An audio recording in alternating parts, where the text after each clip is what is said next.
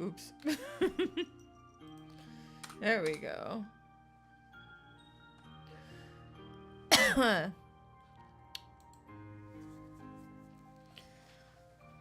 The kitty cats seem to be having a good day today, so I'm not barricading them from each other. The baby gate is still up, so like they can't actually get to each other, but I've decided not to block their sight because they were good yesterday.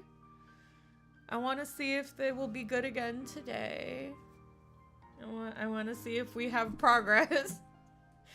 If we are progressing to a different stage here.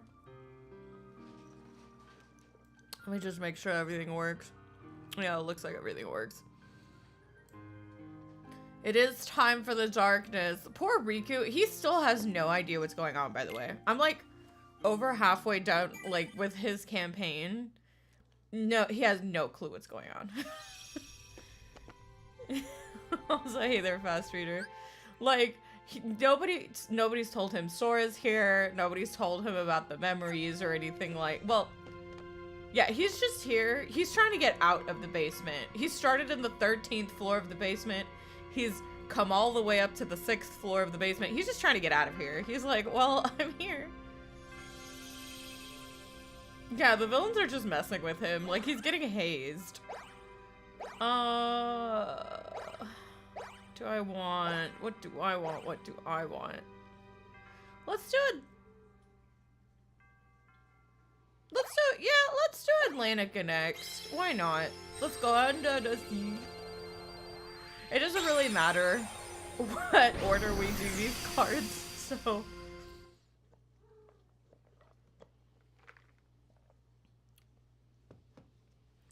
They're having a kitty standoff over there.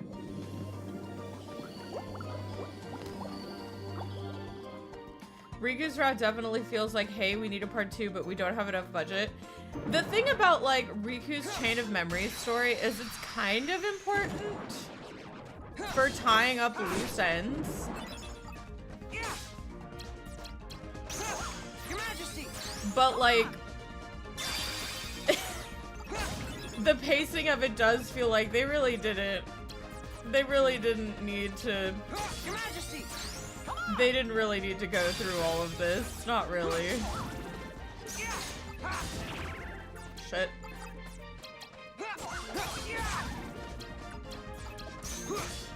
Like it. Y'all like it? You think you're winning? Because you're not. Because I have darkness on my side. Your Majesty. Come on!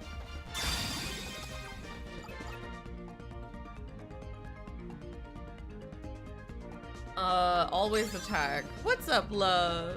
She just there. Yeah. She's just there. She's just at the door. You're being so good. You're being so good despite her being at the door.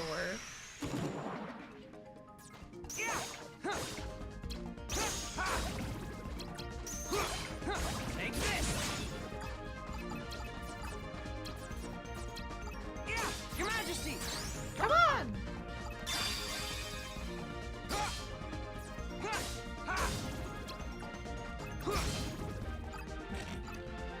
The Atlantica deck sucks. So the Atlantica deck here isn't very good. It's got a lot of like low cards. There's not a single... Also, what the hell activates duels no matter what? Get that out of here. Randomizes the values of the cards you use. Why do these all suck? I have questions. But yeah, like, I think that the point is that, like, this is just supposed to show, like, how did Riku get where he got? Because, like, we do know if you go through Kingdom Hearts 2 that, you know, Riku does go on a little bit of a journey. It's not a very interesting journey, but he sure does go through one. Come on.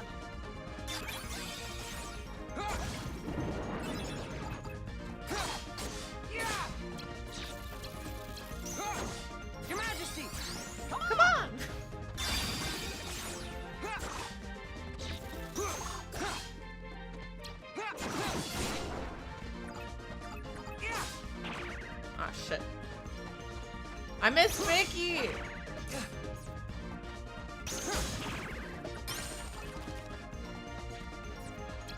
Darkness. Get darkness, I guess. I'm going up into the sky. Under the sea. Like, I think that the thing is that Riku's stakes are just, like, a lot lower. Because, like, it's not necessarily the journey that matters, it's what he accomplishes on his journey that matters. Because currently he's still kind of sort of struggling with, like, the darkness. Your Majesty.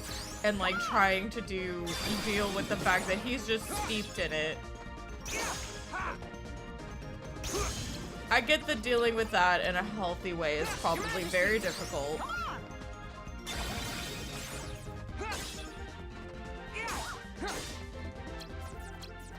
Darkness. Darkness imprisoning me. All that I see. Absolute horror. I cannot lie. Your Majesty. Like, pretty much, yeah.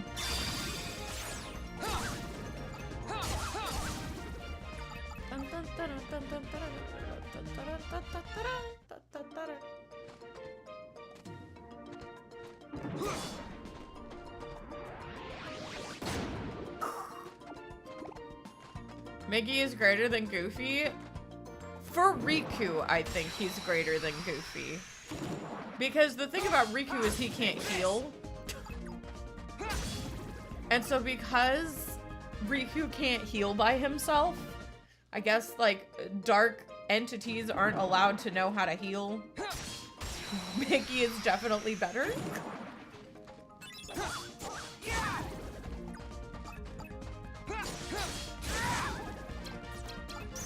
Your Majesty. Come on.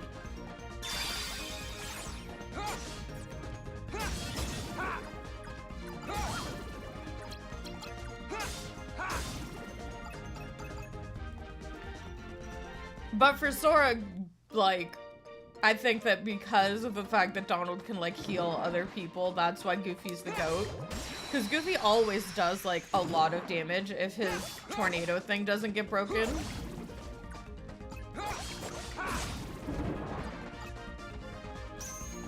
Nope.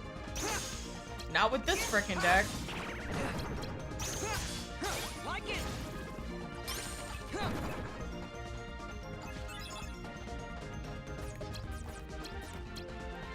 Your Majesty. Come on. Like, being able to have, like, a reliable way to heal is definitely a very valuable thing. Mickey!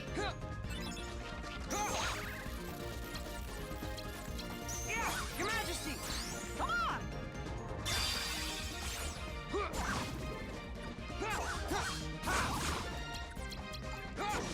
Your Majesty. Come on.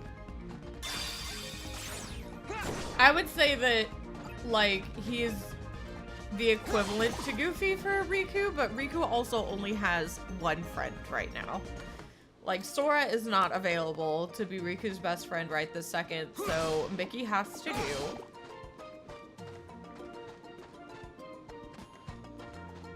Like, Riku's only support system right now is Mickey, so... Ugh.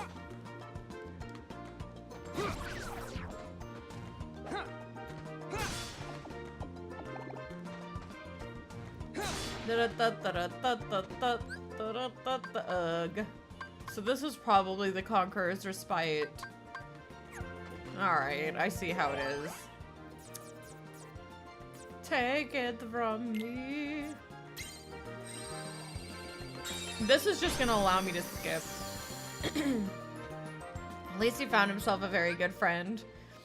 To be fair, he already had a very good friend, you know, but we aren't gonna talk about it.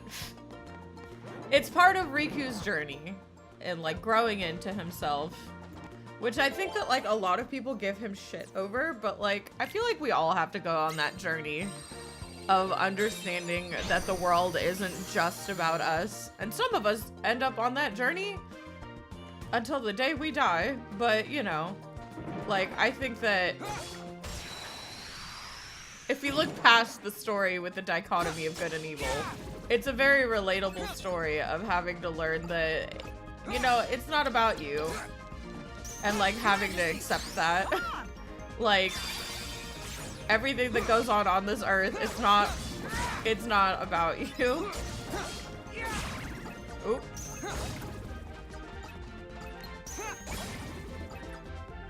You're not the center of the world, yeah. Maybe your world, but like, the world is so much bigger than you. And like, the people that you love and care about are so much bigger than you. And like, going on like this sort of road to understanding that like, you've gotta just go through life, you know, and like life is hard, but like instead of making it about what other people bring to your life, it's like what you share with the people who are like you share this freaking weird world with. It's like how you all interact and shit. At this point, all I care about is my little shits. Like it. Yeah, like it. I don't remember what I grabbed last. I'm gonna do HP. We'll do DP next. I'm gonna forget that I said we're doing DP next. I can feel it.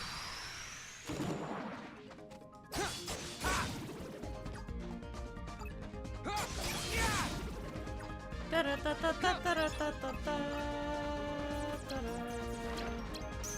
Majesty. Your Majesty. Take this. Like it.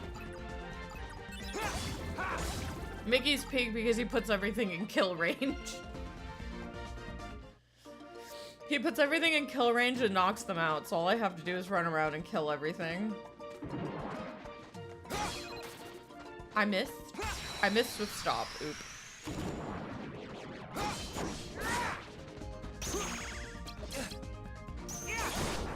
Take this.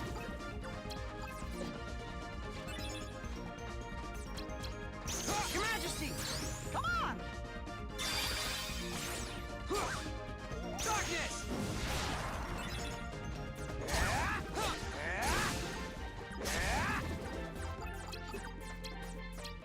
Your Majesty.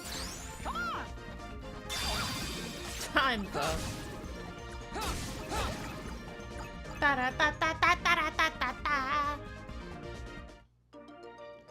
I'm dreading the fight with Lexius. There is a Lexius fight, and I'm just not mentally prepared for that.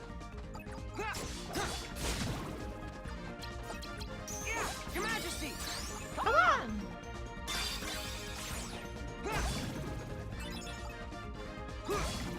Take this.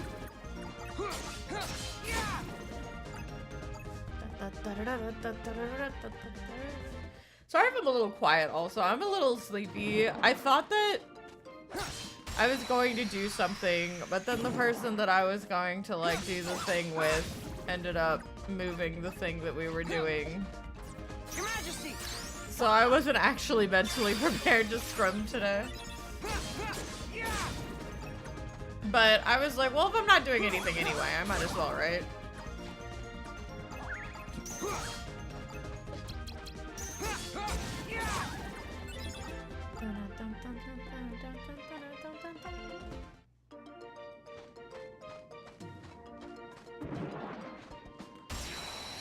Oops.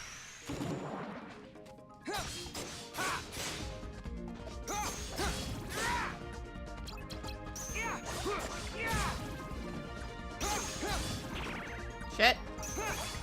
Mickey, are you asleep? There you are. Darkness. No, don't take Michael Mouse.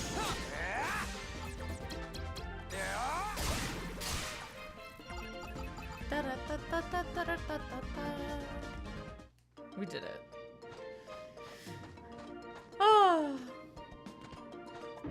But yeah, how's everybody's day been? Oh shit. I was like, I don't know what's worse, that thing coming at me or... Take this. Like it. Oh, that was it? Okay.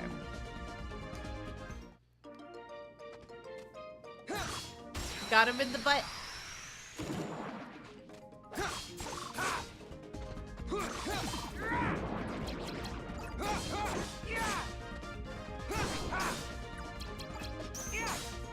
Like it.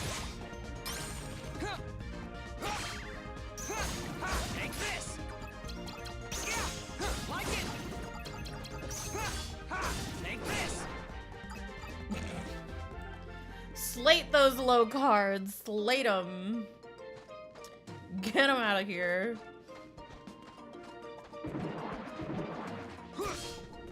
Mickey has decided we're not friends. That help. Mickey didn't show up. Oh, he showed up now. Alright, Mickey, you showed up now. That's what matters. Your Majesty. Come on. I'm out of map cards.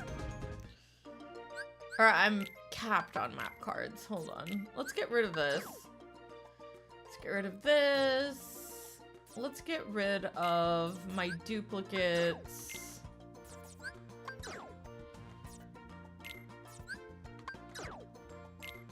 I don't want to get rid of my duplicates of these. These I can get rid of duplicates for. I've got a lot of roulette room cards, so I'll probably do those. We want to keep the green ones. The green ones are good. Ba-ba-ba-da-dum.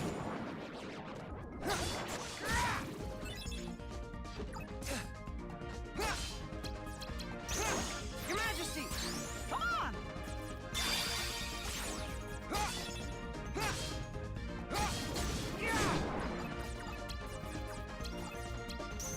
Your Majesty. Come on. Take this. Like it.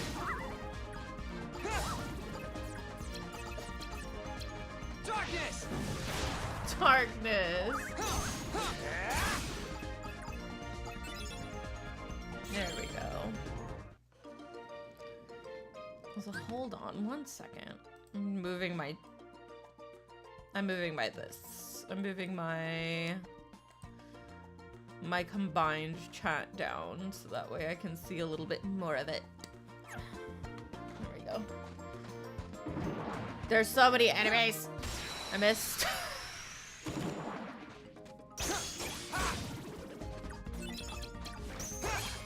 Like it.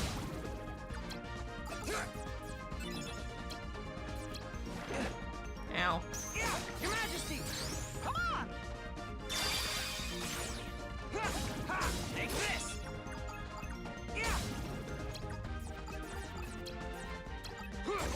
Your Majesty. Come on. I remember I have to do the D next. Alright, Riku, here you go. More DP. He just... He's such a shit.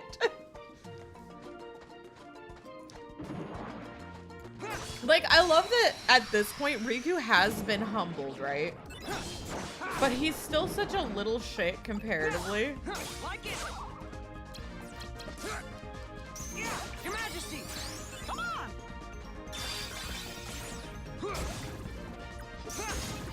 Take this. Your Majesty. Come on.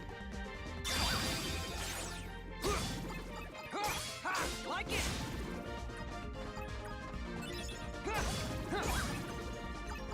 Ta-da!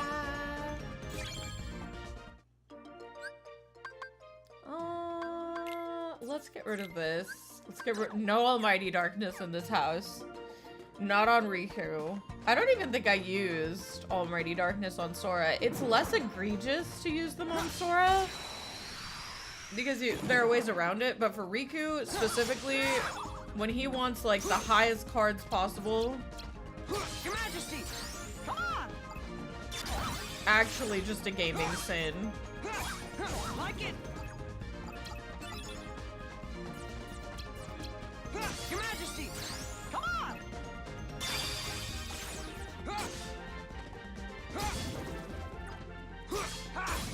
Here we go.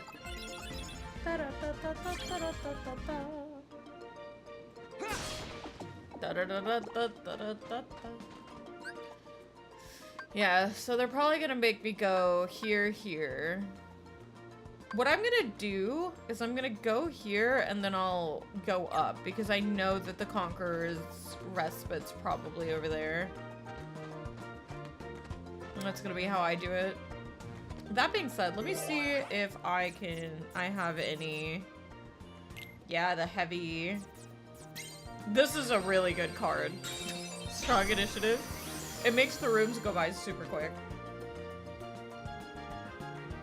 That being said, I'm so happy that like one of my mods, this is the first time you've seen me go through these games.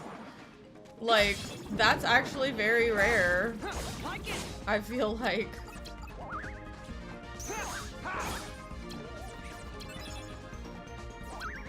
Your Majesty, come on. Ow.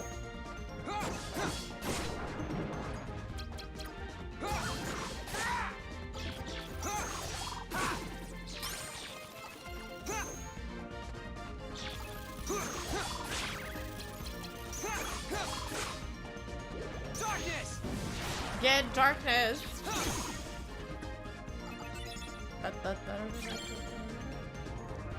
I've lost count of all the times I've seen you play them. Yeah, I was gonna say, Fox/Char/Aki has never seen me play Kingdom Hearts. And I think that that's wild. In fact, he's never seen Chain of Memories. I was gonna say, I think Fox said that the only games they've played is 3 and Melody of Memory. I think that's what they said? Question mark? Which is so wild. Like, that's just insane. But I'm glad that, like, somebody's first experience is with me because that's just an honor and a privilege.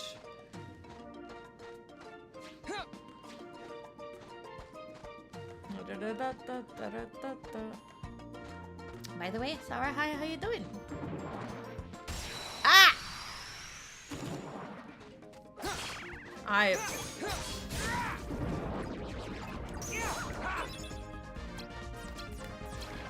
Your Majesty. Your Majesty.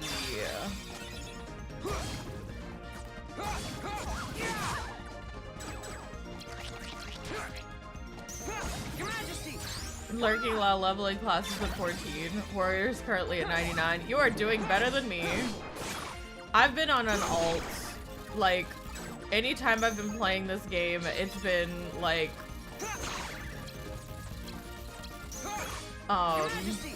like if it's not Final Fantasy 14 day, like I've got an alt that I'm playing on that I'm using specifically. I hate battles. Too much math! There we go. You're doing M4. You play KH3 and Birth by Sleep. There we go. Those are the ones. Those are the ones. But yeah, I still play the game very regularly. It's just that, like, my friend's going through it and I have an alt that I'm playing on with her. So that way, like, I can play just alongside her. And that's it. Like, that's what I've been doing. Like, if it's not Reset Day Tuesday, I'm on an alt right now. I'll get there. I was gonna say, like, I'm the type of person to, like, binge things, like, leveling. It's like, and then whenever I'm done binging it, I'll just stop for a bit. But I'm pretty sure I still don't have every class at 90, I don't think.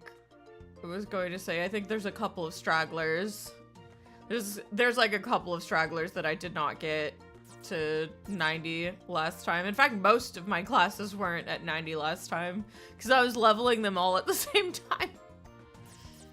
Like, they're all like in the high 80s. They're like 87, 88, with the exception of my main classes. I don't think there's anything I want to get rid of. I guess I'm just stuck with these cards then. Riku the box.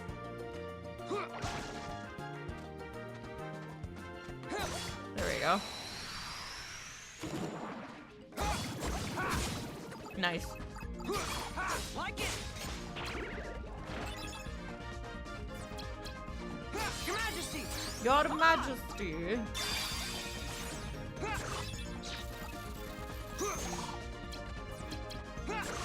Your Majesty. Come on.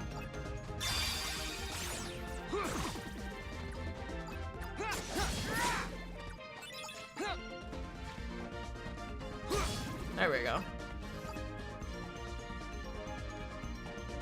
But every Tuesday we do at least dailies. I think that what we're going to do on like days where we don't have enough people to do maps or something, I'll just be finishing my job quests. I need to talk about how freaking funny it was that like I've had Dark Knight leveled, right? I've had Dark Knight. Dark Knight like was at least level 80 in Shadowbringers. It's like 88 or so now, I think. 87, 88 level. And I was looking through because I was like, I'm pretty sure I don't have some job classes. Like their stories. I'm pretty sure I haven't finished some of them. And Dark Knight, I hadn't finished the Stormblood quests. So my Dark Knight didn't have the Blackest Night. I just got the Blackest Night on my Dark Knight last Tuesday. So that was funny. Like, granted, I've never played Dark Knight. I've leveled it. But I sure as hell have never, like, played it with other people.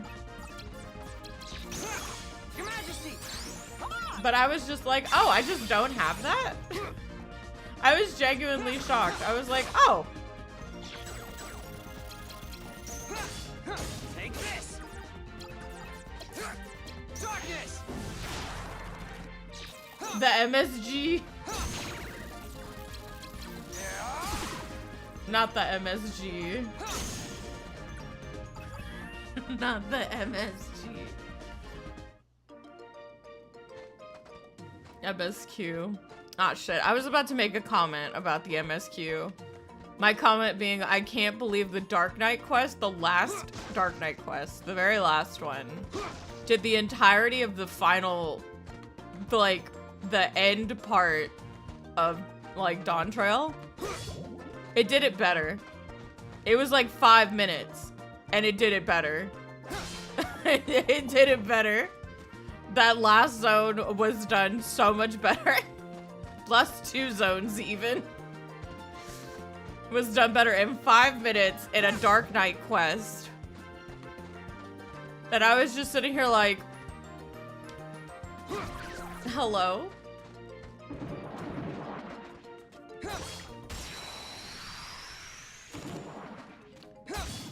That's why Ishikawa's the freaking goat, I guess.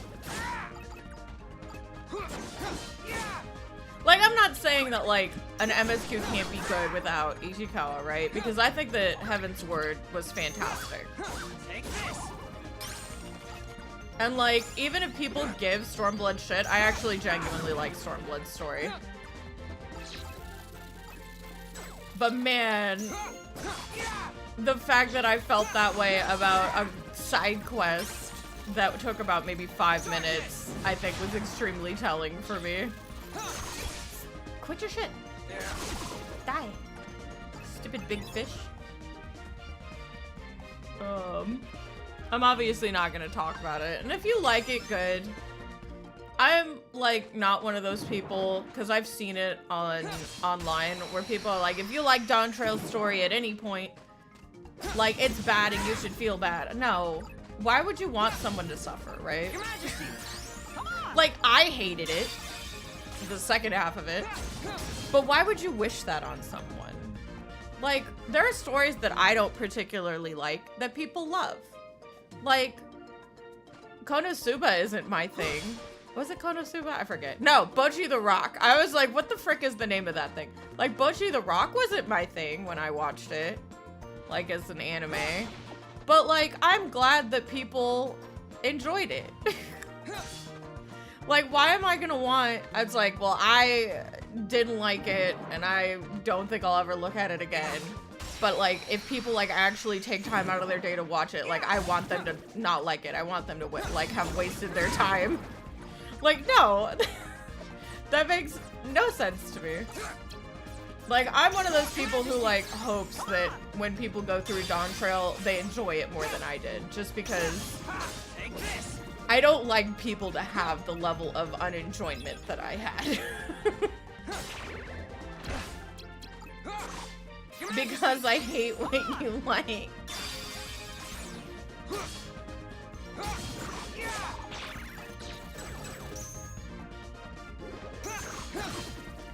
The second half is just sort of a total shift that was a little too jarring, but I didn't dislike it. It's not necessarily even that. Like, I figured that they were probably going to do something. Like, yeah, so they were like, oh, it's vacation. And we all knew that it wasn't just gonna be a vacation. Right? Like, we all knew. We all knew that it wasn't just gonna be a vacation. But I think that for me to talk about how the second half is like probably some of the worst writing I've ever seen in 14, like from the MSQ, I would actually have to go into like my reasons why.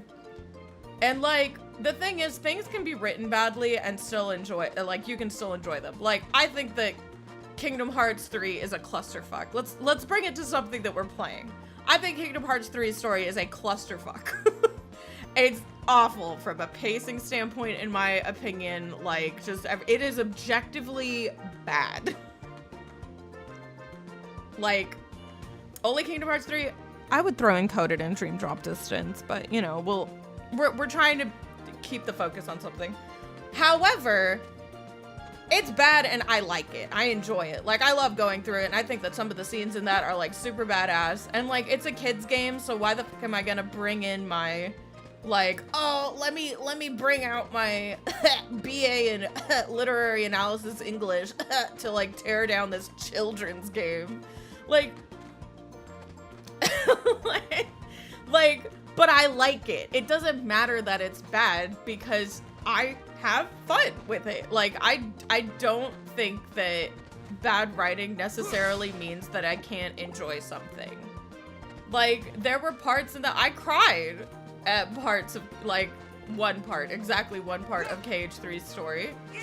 Like, and yeah, as a whole, if I'm not bringing my biases in and I look at it objectively, it's fucking awful. Like, it's a train wreck of a story.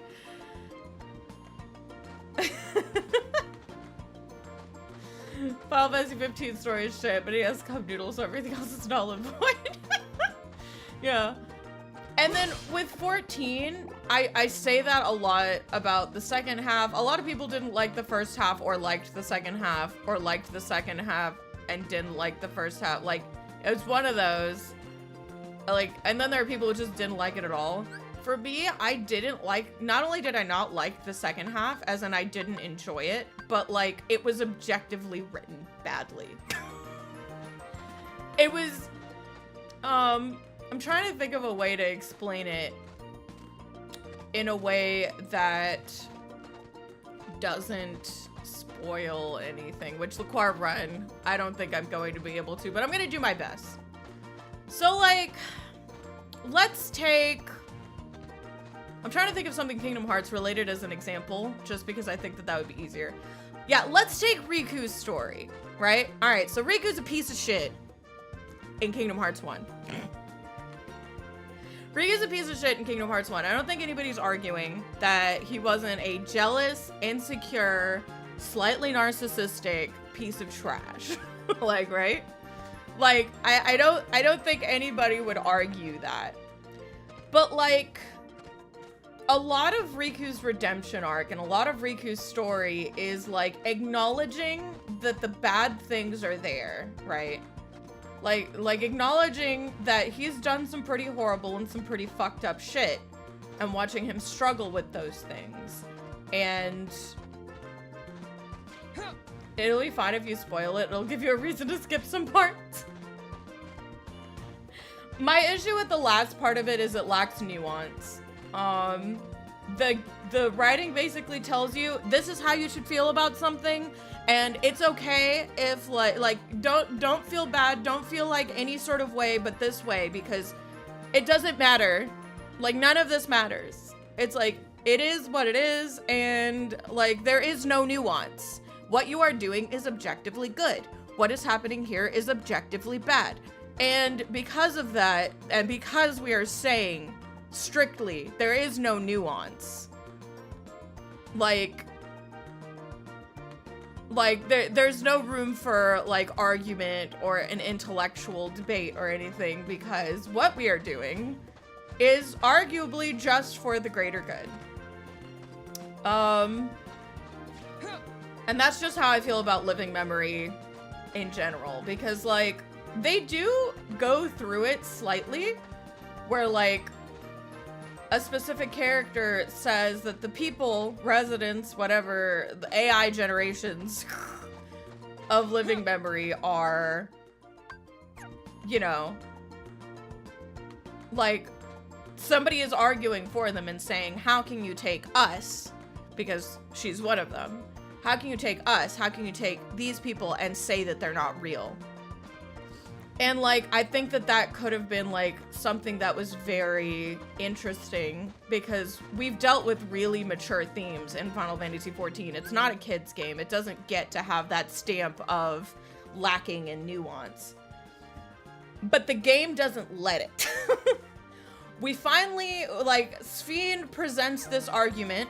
She presents the why, like, we're real argument. And the response is, well, you're not, so fuck you. And the game really hammers that home. Like, even the fucking characters themselves are like, yeah, let's do this for the living. Like, we just sounded racist as fuck to me. I'm bad, and that's good. I will never be good, and that's not bad. There's no one I'd rather be than me. Oh shit, what? That's the wrong script. Hold on. Yeah, like, Undead Disneyland, as I like to call it, is so annoying. And I think that it's so annoying to watch people argue about Undead Disneyland, because how you feel about Undead Disneyland is dependent on whether the game has done enough to justify how you feel about it. Like, Sphene says, we're real. Because we think, we feel, we like do like all of these things.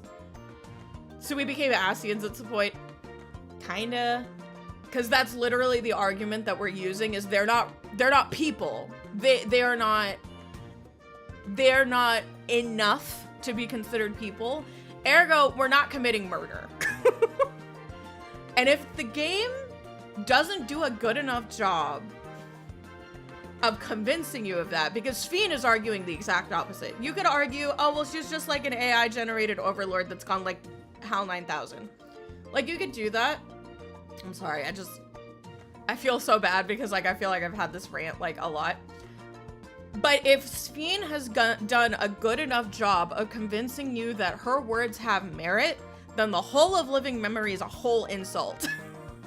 It's an insult not just to the player, because the player can see the nuance of the situation and the story is completely ignoring the nuance of the situation.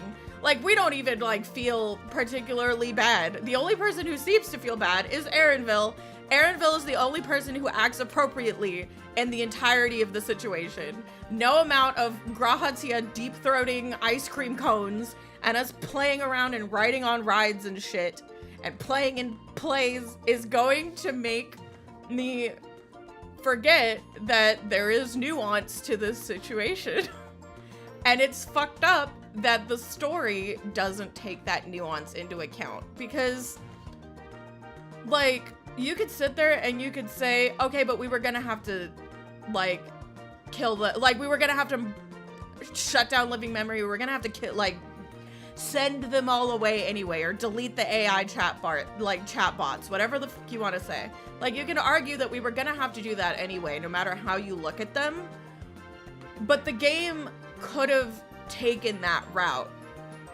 The game could have literally said, even if we do consider you people deserving of life, we can't let you thrive at the expense of the heat death of the entire universe.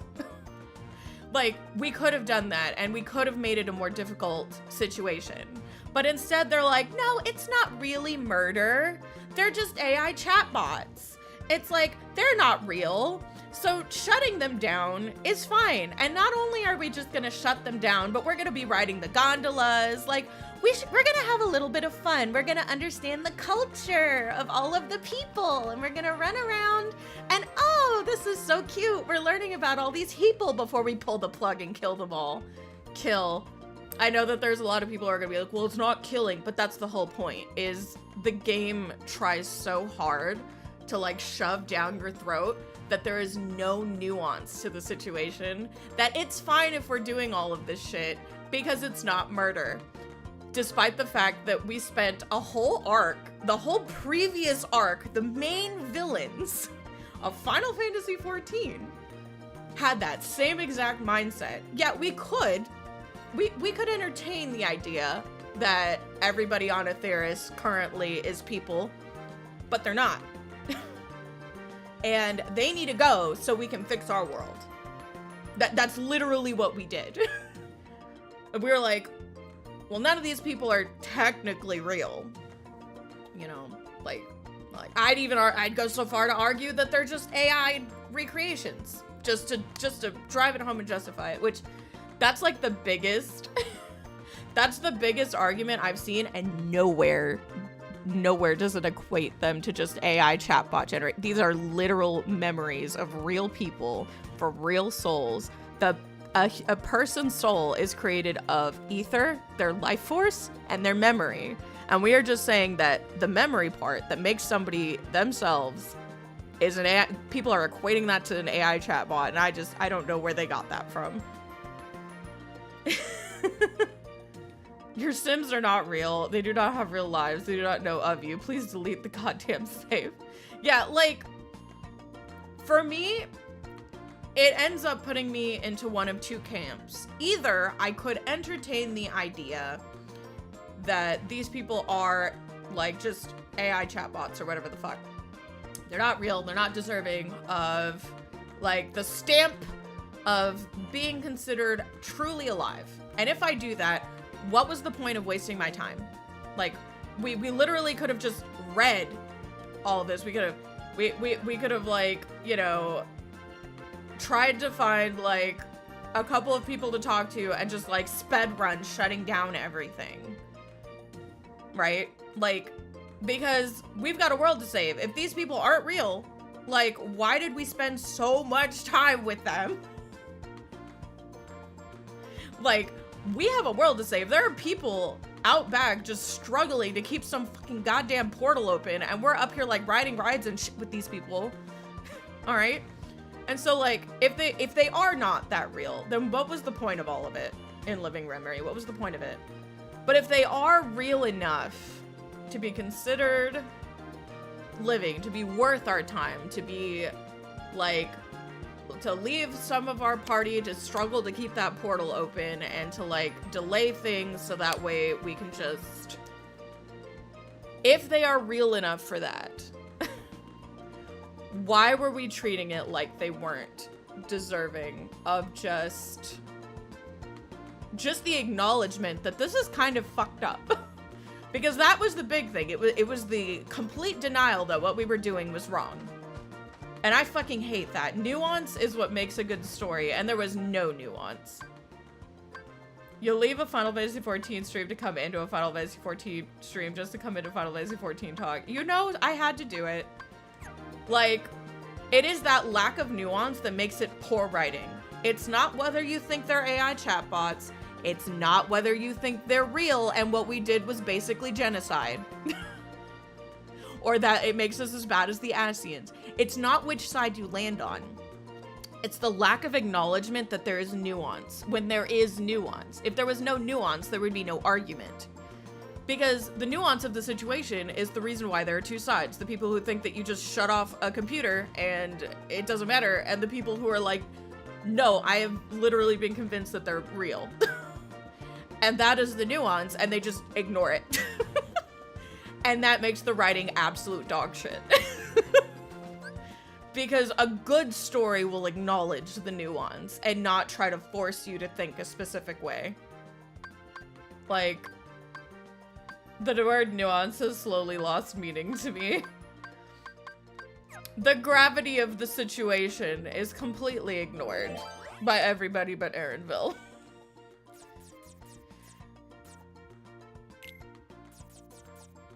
But yeah, so like, that's my issue with it. I personally think that the last two areas have like the worst writing in like MSQ history. I don't think that there's a single bit of MSQ that I think was written worse. And yes, I do include Stormblood in that. Not that I particularly, I don't know why people hated Stormblood. It was like super slow at points, but like people really treat it like it was like the Disney sequel to Heaven's Ward. It really wasn't that bad, y'all. Like, yeah, like Stormblood is slow, but it's slow in the way that the first half of Dawn Trail is slow. Or like the first part of like whatever. My 2D waifu is real, you can't delete her. It's like the opposite problem though. I think that like the issue is it's not even that it's like, oh no, you shouldn't delete the people. No, we really should have. But it's the way that they went about it. It's like, no, they had to go. I'm sorry, they had to go. Living memory people, they had to go. But it's the way that they treated it that felt like such a disservice. It felt like it's such a disservice to like any form of higher thought. The VTubers have simply gone too far, and them. Why is Riku in Atlanta? I don't know. We were in Halloween Town a while ago. He's never been. I'm a little sad they didn't give him a tail. Where's my merman Riku? Your actual 3D waifu has been dead for years, and this 2D memory of her is causing the heat death of the universe. Yeah, no, they had to go. I don't think that, like, anyone is arguing that they didn't have to go, because I see that. Like, people are like, they were literally trying to end the universe. Well, I couldn't have pulled the plug faster. And it's like, it's not about that. It's not about that. And anybody who thinks that it's about that isn't paying attention. Because holy. It's like, it felt like a crusade, right? Like, it felt like the old crusades where it was like, these people are evil, right? And we are doing these things for the greater good. And because we are mightier and because our beliefs are stronger, might is right. And that sure as hell is what it felt like. I don't know what y'all are talking about. It just came back from food. Like, there was such a lack of empathy for their situation. Like, because, yeah, sure, they acknowledged that, like, this is like, we're at an impasse. Like, I appreciate that they at least acknowledged that we were at an impasse. And it was either their way of life or our way of life. But then it was like, after we acknowledged that, it was like, all right, let's go play and ride on all the rides. And then like, let's do our thing because we're in the right. Like, one of the choices was literally like, let's do this for the living. Like, shut the fuck up. Like, don't turn this into some weird crusade shit. This is not something that my warrior of light would say. Darkness. Like, don't do that. Don't put those words in my fucking wall's mouth.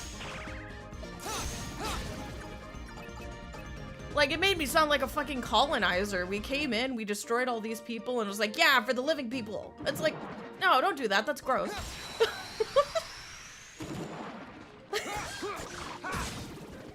Don't come into their house and talk like that. That's fucking gross.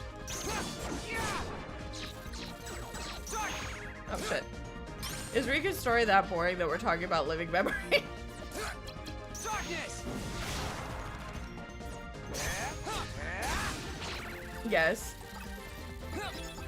Yeah, Riku's story right now is darkness is bad.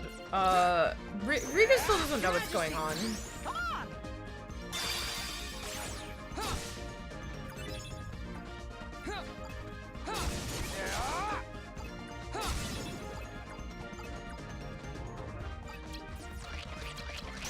Your Majesty. Come on. Let Licorice Whip have his goddamn footy bud.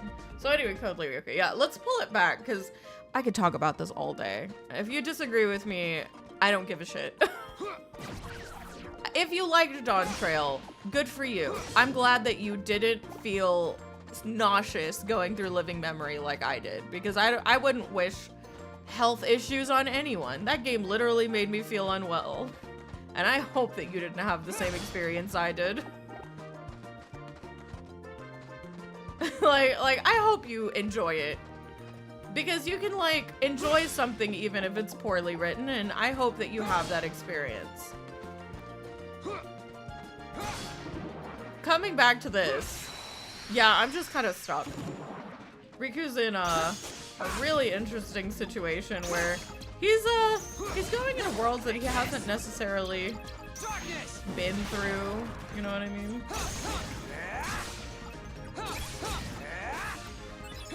Oh, how am I doing? The YouTube chat asking how I'm doing. I'm doing good. I'm just vibes.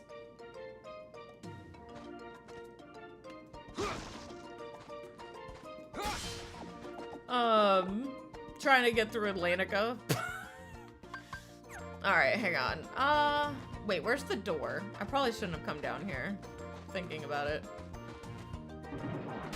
Oh. Me, I guess.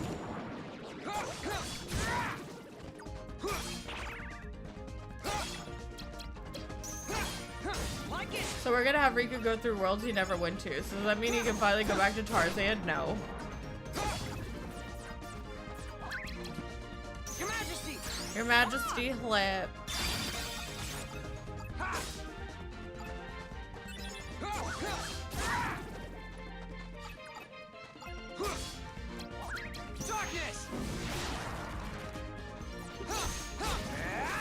Substitute for a lamp. Oh, hey, you two, I'm doing well. You gotta have to. It's like, it's not like I'm playing 14. When I'm playing 14, you can ask me all you want about the things that I value in a story. And I know that nuance is the golden word of the day, but most good stories have to have nuance. Like, they have to at least entertain the idea of both sides to a viewpoint in a way that makes sense.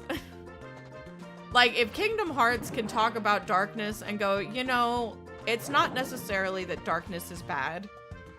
It's that there has to be a balance, because if you go too far to the light, like, then you become blind to the wrongs that you're doing, because the road to hell is paved with good intentions. Like, that's literally like the Disney way of saying, even if you are doing things for good, you can still do things that are bad, like, as a whole. And like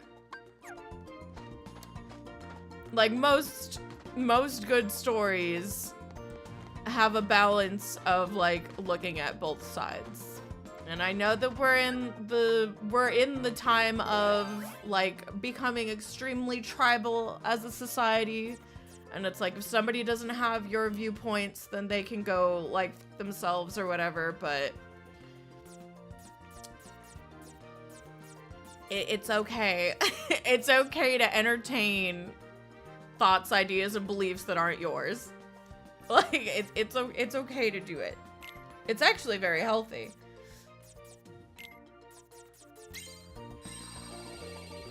You can't have light without dark and vice versa, yeah. But they're wrong, though. Whenever I have to entertain thoughts and ideas that aren't the same thoughts, ideas, and beliefs that I have, even if they're, like, really well constructed, my thought process is, like, if the way I think doesn't hold up to scrutiny or criticism, like, if I literally can't have a good argument, my beliefs weren't very strong in the first place. Your Majesty, come on! Come on! Like it! Take this! Darkness! I turn a brain off and enjoy shows. Those are good. I feel like those shows are really good so long as they're not trying to, like, send any sort of message.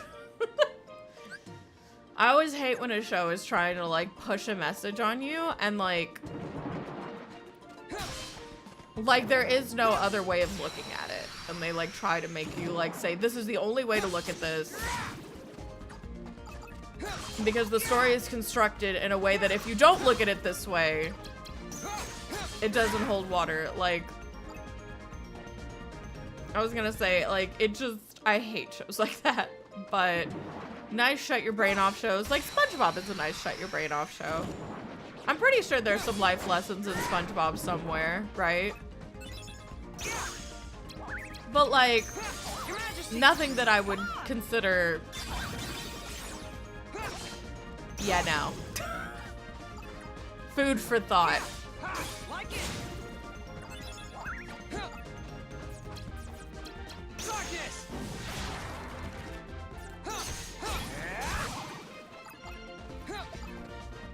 Gimme, gimme, gimme. Your Majesty, come on!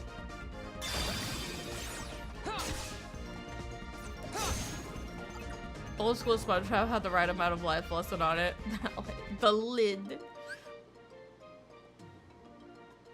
Yeah, okay, this has got to be it. All right, cool. Cool, cool, cool, cool. Why?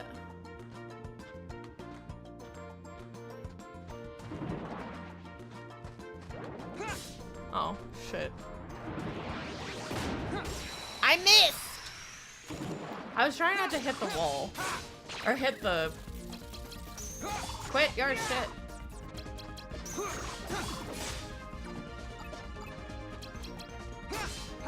Take this!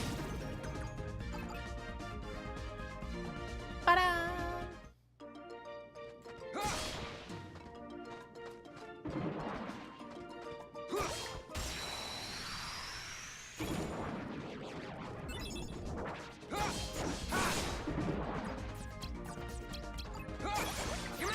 Your Majesty! Your Majesty.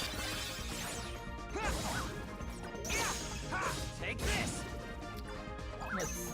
Oh, shit. Like it!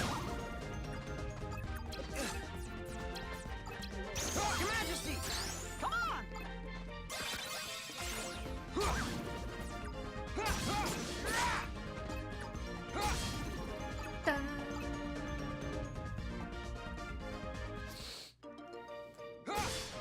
I was gonna say, thinking about it, I think one of the reasons why I like, what's it called, Kingdom Hearts as a series is because, like, it does do a lot of the things that I like in writing, of, like, looking at every side and, like, giving people the ability to grow and change.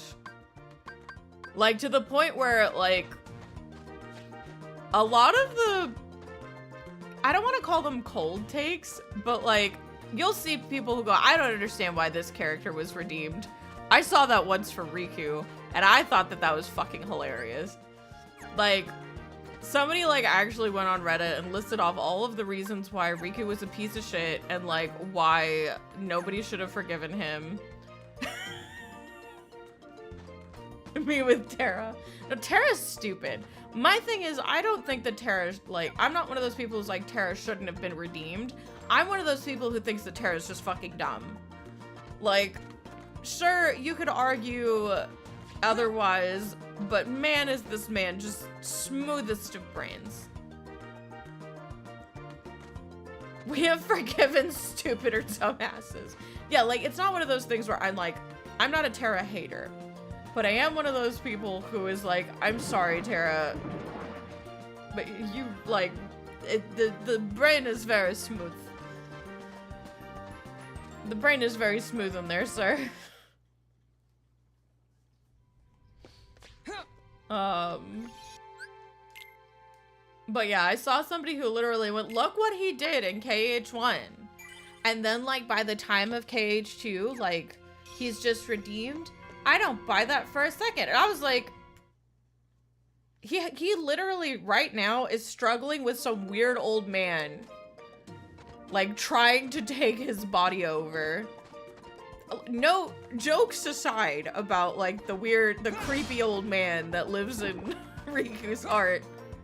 But, like, I think that having to deal with constantly trying to be, like, avoid being controlled and manipulated by someone while, like, struggling with the fact that you've done horrible things and trying to become a better person in spite of that, I think that that should be something that is celebrated.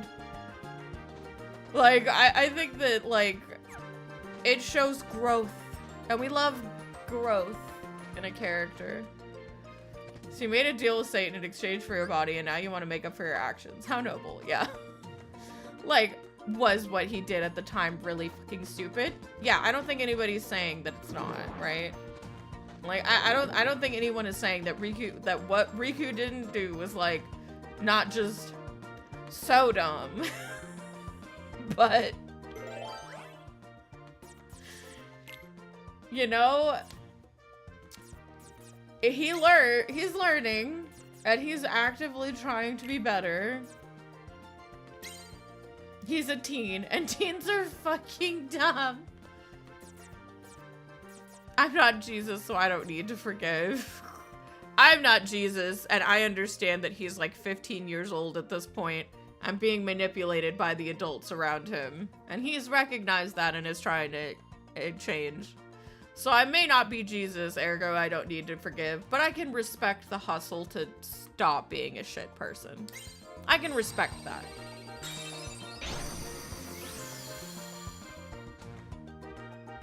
Sora's right over there, and that kid is eating sand. Yeah, I was gonna say, it's not his best friends aren't very bright either. Like, because of the way his friends were, I would not be surprised if, like, somebody said some shit like, oh, Riku's just an old soul because he's so responsible and mature. Like, look at his friends. He was probably the kid who had to deal with that shit. And anybody who was named the old soul or the mature one knows how shit that is. You don't want to be the old soul or the responsible one in your friend group or in the family. You don't want that for yourself. You shouldn't want that for yourself. Like, I don't know anybody who would want that for themselves. Darkness! I'm gonna scream, Riku. What was even that? She's dead. Insolent little fools!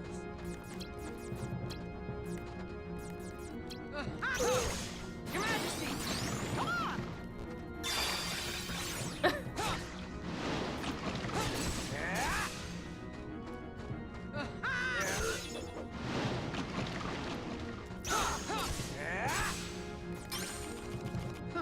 Slippery little nose. whatever. You're the responsible one of the house, and I hate it. I have no time for myself. Yeah, I was also the responsible one in the house. I was the responsible one in my household. I was the responsible one of my friend group, and it gets tiring. Like, sometimes you just want to do dumb shit and, like, not be told, oh, well, you should have known better. Because you get to see your friends doing dumb shit. And, like, you get to see other people in your family being irresponsible. And sometimes you want to be the irresponsible one. Especially when you're not fully grown. Like, Riku's 15. It's not like he's 30 and having, like, a crisis. No. Wow, you're so good at this game. Life happens. He's 13 and having a crisis. But yeah, like, I guarantee, because, like, look at, I love Kingdom Hearts 1 Kairi. Like, bring back tomboy Kairi. Bring back, her and Sora are sharing one brain cell, because I love that for him. I love that Sora found a girl that could match his energy, because she sure as matches his energy in Kingdom Hearts 1. And I would even go so far as to say Kingdom Hearts 2. Good for him. He literally found a soulmate in KH1 Kairi. I don't know how I feel about them changing up her personality in KH3. But I mean, if they can, like, just get a little bit of that back, I feel like all of my beef with how they've handled Kairi will evaporate. You saw a friend doing parkour while you watched if he would get wrecked. But, like, imagine being best friends with those two and being responsible, because that's Riku. Riku had to deal with KH1, Kairi, and Sora. There's a reason why in KH3, whenever, like, Riku was asking, well, how is Aqua like as a person? Like, how is she? Like, what's she like? And Mickey went, she's like Sora. And this man looked like he was about to have a crisis, like a mental breakdown, because he realized, oh no, if she's like Sora, she's not gonna be okay. Like, he went, what? And then he's like, no, like, she's strong like Sora. And he was like, oh, okay. Oh, thank God. Riku almost had a heart attack. I can't believe Mickey would just lie like that. Like, he had that reaction because he's lived with Sora. Sora's been his best friend for years. And Sora is like that friend that you had in college that, like, she turned 21 and, like, you had to make sure that she wasn't, like, falling over herself, like, at a club somewhere being picked up by some weirdo. Like, you had to actively be there for her, because if you weren't, she was gonna end up in a bad spot. Like, that was Riku for his entire life. Bold of you thinking I went to college. You know, insert irresponsible friend here. And if you were that irresponsible friend, it's okay. My best friend was that irresponsible friend, and I love her. And she brought spice and adventure into my life, and I wouldn't want her to change. But Riku's been dealing with that shit since he was 5, at least. And we're gonna get mad at him for going a little unhinged. I have to find this, hang on. I have to find the reaction. She's strong like Sora. Let me see if I can't find it. We'll watch it really fast. Kingdom Hearts 3. Aqua like Sora. Yeah, but Aqua, she's like Sora. Here we go, hold on. Let me just mute the game really fast. Like, there's a reason why. There's a reason why Riku reacted the way that he did. Okay, hang on. Let's turn the volume down so I don't make y'all deaf. Alright, and then let's... Can I pop this out? I can't, apparently. Wait, no, here we go. Or not. That's fine. What happened to being able to pop out videos? Fuck you too. Alright, hold on. I guess theater mode will have to do. Let's put this here. And then let's right click, add window capture. We're immediately going to delete this, so who cares? Okay. Oh god, look at that. Look at that. We love. It's fine. Where's the thingy? Where's my thing? Hold on.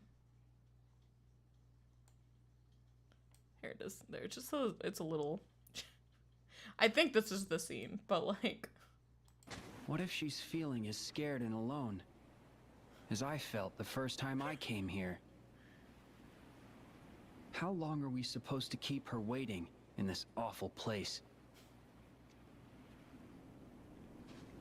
Mickey just no thoughts, head empty. But Aqua, she's like Sora. What? No. Strong like Sora. Oh. Okay. Good. Good. Then I guess she's gonna be all right. Like, there's a reason why this man reacted the way that he did. Because he's like, no, she doesn't need to be. What do you mean she's like Sora? We need to find her like now. We needed to find her yesterday, Mickey. What do you... What do you mean? What do you mean? She went, what do you mean? What do you mean? I just... So you just know just based off of that he had to be the responsible one. So I feel like he just deserves a little more slack than we probably give him credit for. Because he had like, he was the mature, like older soul, responsible, like wise beyond their years child. And it sucks being that kid. It really does. Nobody wants to be that kid. Especially when your friends are able to like get away with being dumb. Why so glum, Naminé? Is there something that's been troubling you? Are you feeling awful about tinkering with Sora's memory? Or maybe you... Cut it out, Larxene.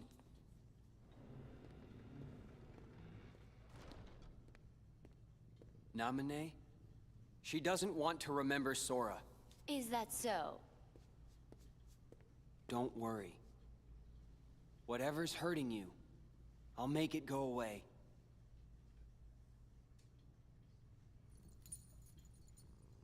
I swear it on this. The good luck charm you gave me. See ya. See ya.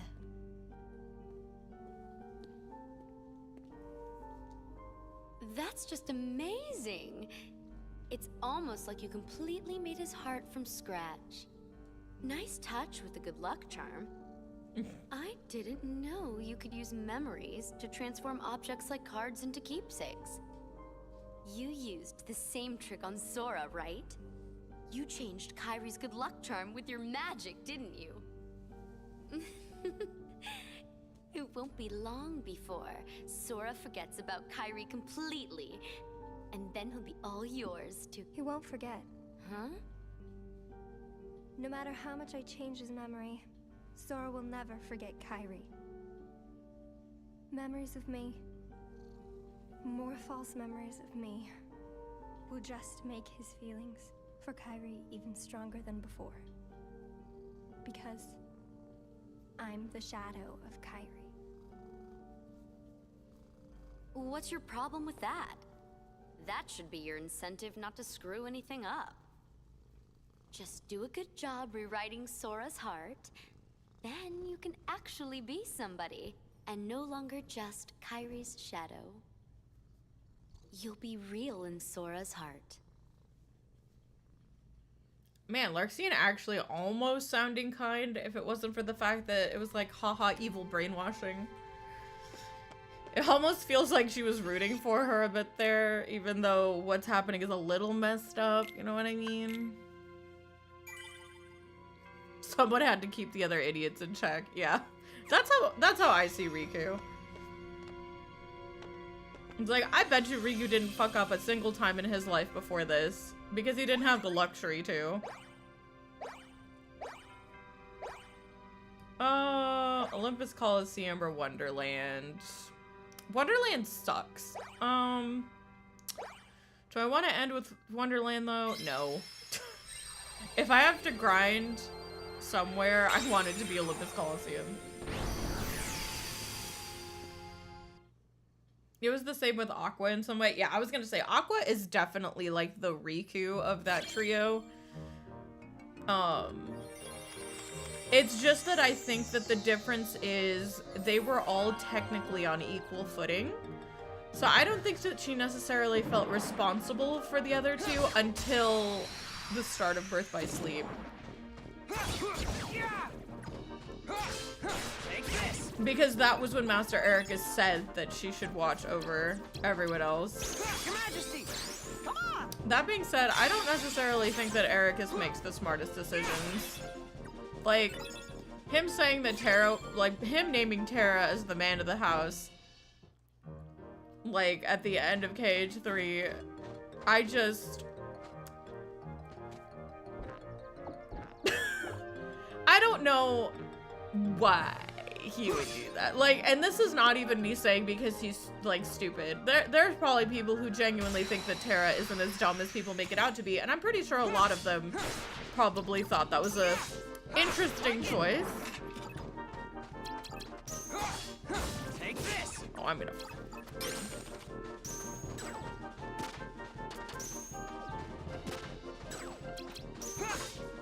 Like it! Mickey, please. Oh, this place sucks ass.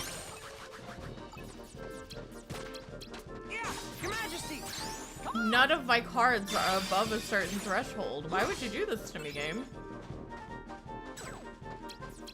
Darkness!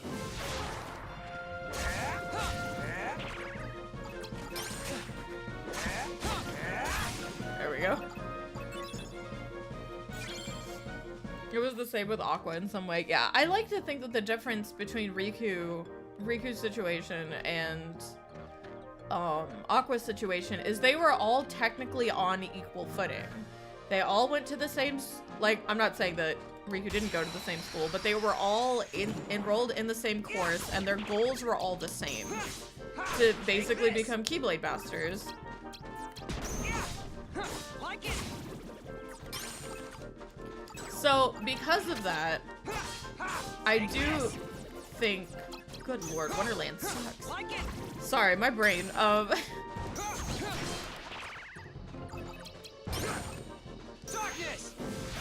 Get darkness. Where's Mickey? I'm dying. Like, I don't necessarily think that she was responsible for the other two, because Ericus was responsible for all of them until she graduated, and then I feel like Ericus kind of thrust the responsibility of taking care of her now juniors upon her. Because I think that that's something that, like, Aqua openly struggles with in the game itself. Is, like, Terra, for one, doesn't really necessarily see her as a superior. Like, and that's mostly Master Ericus' fault. That's not necessarily anyone's fault.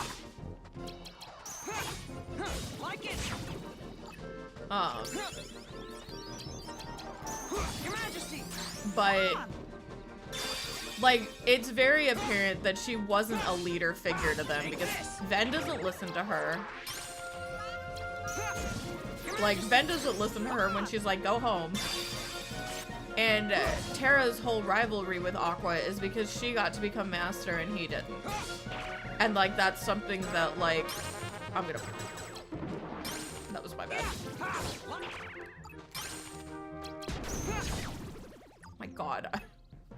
What is this deck? It sucks. Sorry, I'm the struggle. I think I did HP last, so we'll do DP. I think that instead of her always being the responsible one, her struggle comes from the fact that she's never had to be the responsible one. And like you do see her growing into like being a Keyblade master, because there's like a transition period for Aqua where she's got all of these responsibilities and she's got like all of these things that she never was really in charge of before. And then she has to kind of sort of learn how to navigate, how to be a good Keyblade master, how to handle having like all of this responsibility. And I think that considering everything that happened, she does a pretty good job. Her journey is definitely one that goes from her just not being a leader to showing why she became a leader, why she became a Keyblade master when Terra failed. Like the real reason. Like it. Take this. And I know that there might be some people that argue that like if Ericus wasn't the master in charge, Terra would have like earned the title of master, but Your Majesty. Come on. come on. Yeah. Take this. But like Your Majesty. Come on.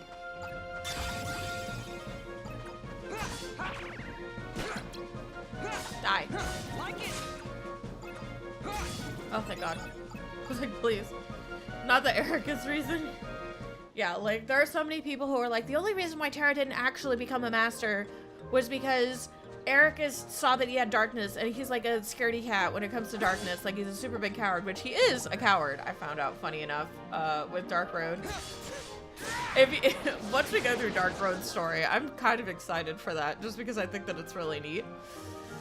But like, I do genuinely think that it shows in like Terra's story specifically that like he really wasn't ready to become a master, because yes, Master Ericus is, or not Master Ericus, Master Xehanort is like this creepy manipulative, the what story? The Dark Road story. So there's a mobile game called Kingdom Hearts Dark Road, and it basically goes over Ericus and Xehanort's childhood.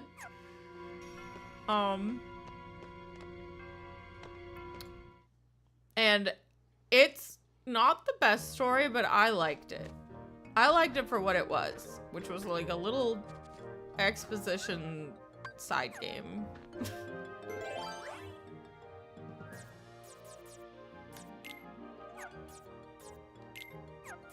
I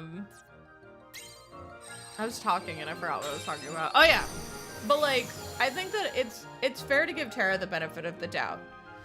That like, you know, Master Xehanort is an extremely manipulative person, and he was able to like, he was able to get away with a lot of the things that he did because he's very good at manipulating people. Like, I don't necessarily think that Terra's inexperience comes from that.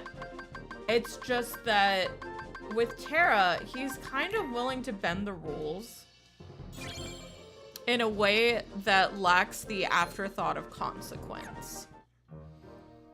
Like, because like, we're kind of right that, like, I feel like people who say he's dumb because like he's manipulated by every single villain, you're partly right. You're not technically wrong. Your Majesty. Come on. But the issue is that even when he recognizes that he might be manipulated and goes along with the villain's schemes, like, he doesn't really think much about the consequence. Like, even when he's like, yeah, they might be evil, when he thinks to themselves, yeah, they might be evil, or yeah, they're kind of fishy, he does it anyway because, like, he goes along with what they want anyway, just because he feels either a curiosity to see where it's going, or, like, he wants to give them the benefit of the doubt when he really shouldn't. Take this. And Your Majesty. Come on. it's not even a, and he really shouldn't, from, Like oh shit. Where are those stupid flowers? Take this. There we go. Your Majesty. Come on. I was gonna be very sad if they didn't heal me. Ah, the frickin' flowers! There we go. Kitty cat, stop licking my drinks.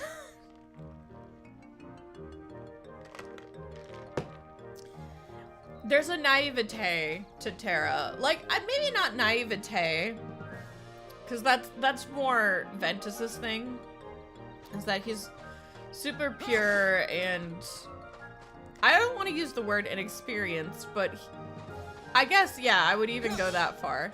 But, like, that's obviously the reason why he's not ready to become a Keyblade Master.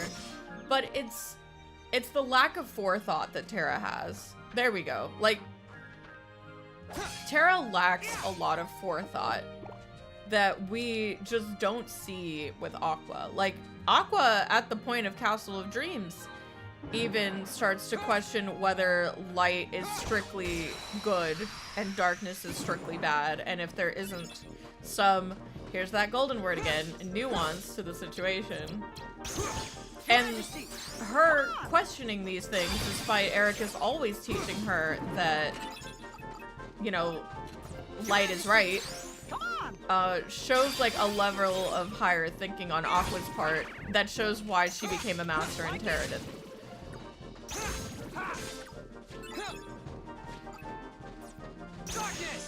I was trying to...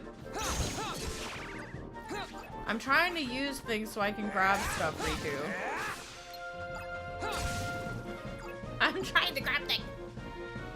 Terra just drank the dumb bitch juice, yeah. Like, for me, I don't even think that it's necessarily, like, that he's, like, really dumb. It's just that he lacks a lot of forethought. He doesn't think about his actions before he takes them. Which I think is just unique to him, because I think that Ventus thinks a lot about his actions and, like, the actions of others, and he's very empathetic to, like, what's going on. And that's like, Ventus's strength, is that he is able to empathize and, like, think a lot about the situations that are happening to him. He just lacks he's super naive, and he lacks that real world experience to really do anything with all of that.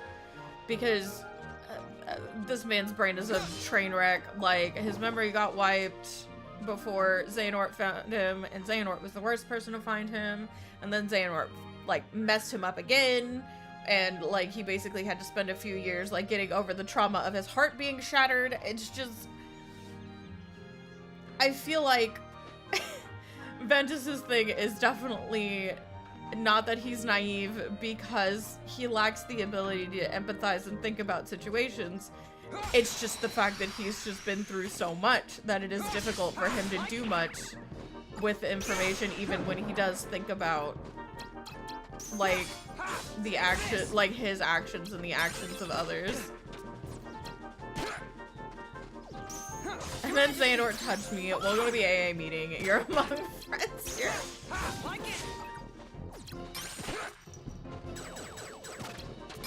I hate it here. Darkness!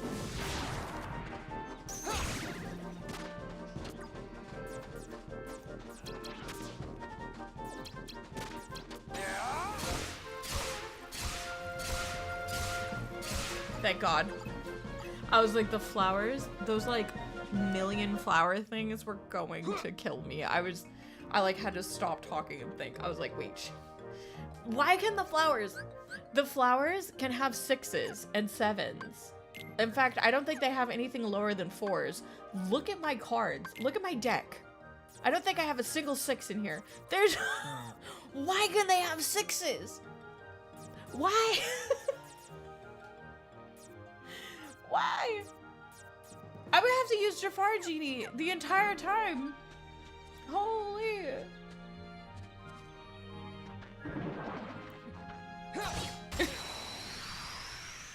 But yeah, like, oh god damn it. Look at this shit. Your Majesty, come on! Oh my god. Like it! Take this! Like it! Darkness!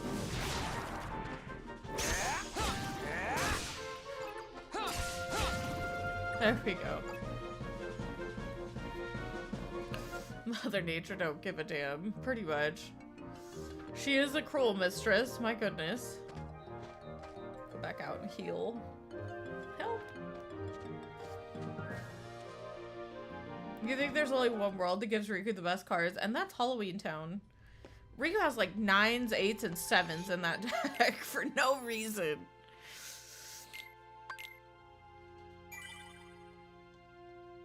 Aww. Hang on. I'm gonna show you guys the child for a hot second.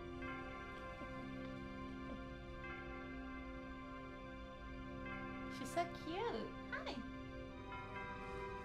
She just looks so cute when she's loved in the distance.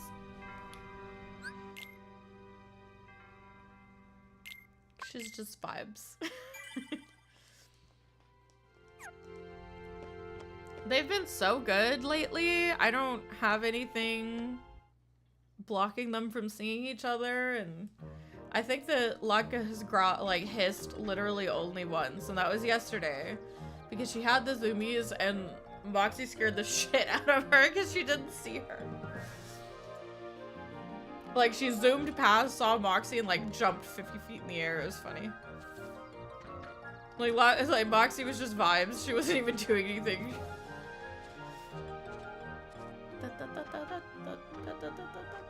I really hate that there's just a black void.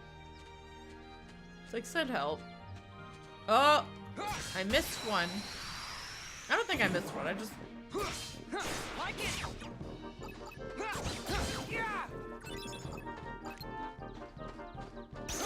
There we go. Okay, 2 worlds here.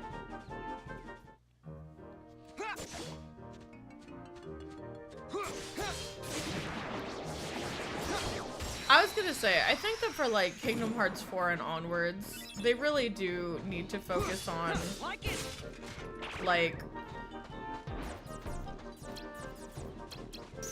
Majesty. I think Sora, Riku, and Kairi as a trio. I think they are definitely the trio who has gotten the least amount of love when it comes to them feeling like a trio. Like, after KH1, well, I guess KH2. After KH2, do Kairi and Riku ever, like, really interact? I don't think they had a single scene where they talked to each other in KH3. And if they did, definitely not one where they talked without Sora in the room. Like, she's just decided Axel's her bestie. Like it.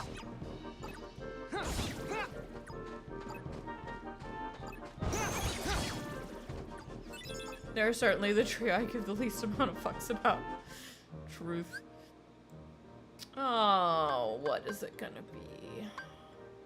I'm gonna go up, just because I feel like Huey and Dewey and Louie show more trio energy, and they're hardly ever shown as a trio in the series.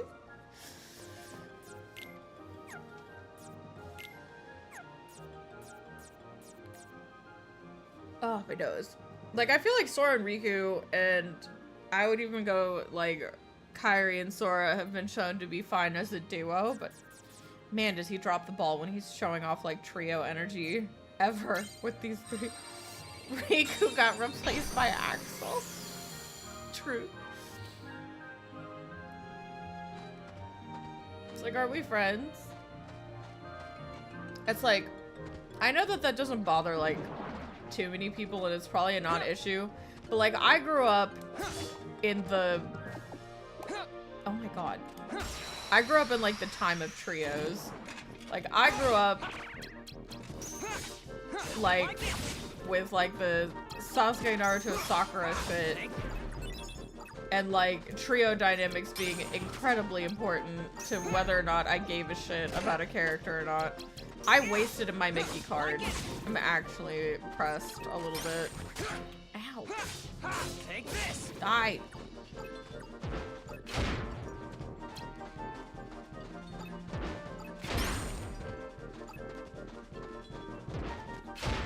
Darkness. I'm just gonna Mario hop on you. Can you blame her? She's more common with Axel. Red hair, always stationed behind the cooler ones with the keyblade. Every time they're given a task, they barely complete it. I can keep going. I like to attribute Axel, like, not being very good to the fact that he just doesn't really... Like, imagine working with a weapon. Like, imagine, like, being a tank class or some shit, and then suddenly being told that you have to be a healer. Imagine being a melee DPS and then suddenly being given a staff when you've been using a sword your entire life. I feel like that's just the situation that Axel's in. This flower is just waiting for me to make a... Look at that.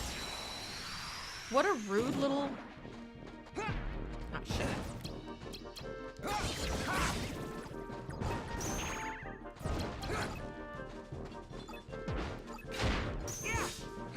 Take this. Mickey is just dead, apparently, also. Mickey, where are you? I've been singing your praises. Darkness.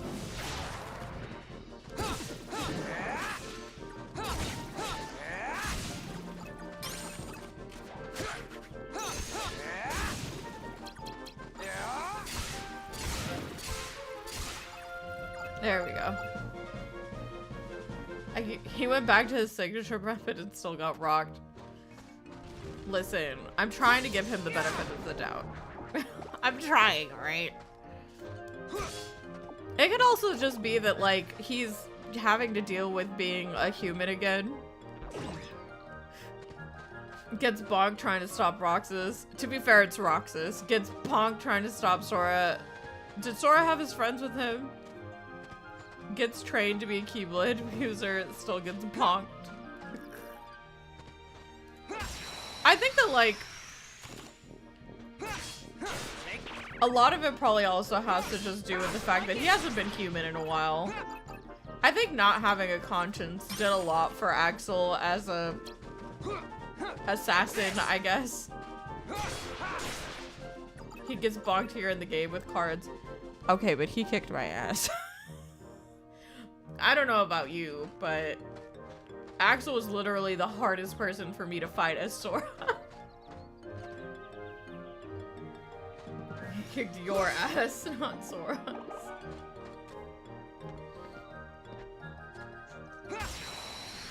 I mean, everybody gets their ass kicked by Sora. Old Man Nort gets his ass kicked by Sora. Take this.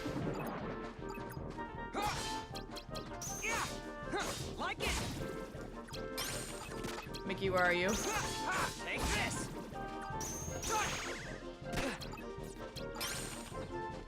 Darkness.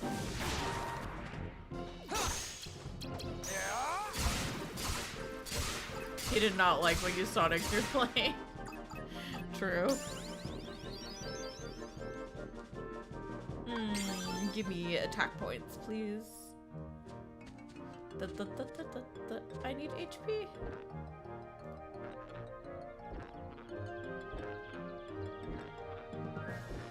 HP, please. Because Mickey has decided I'm not worth his fucking energy. I missed. Dang it. Take this. Like it. Here we go. God, I don't like the Wonderland deck. I actually have to think. Why would they do this? How could they do this to me? Wonderland deck sucks.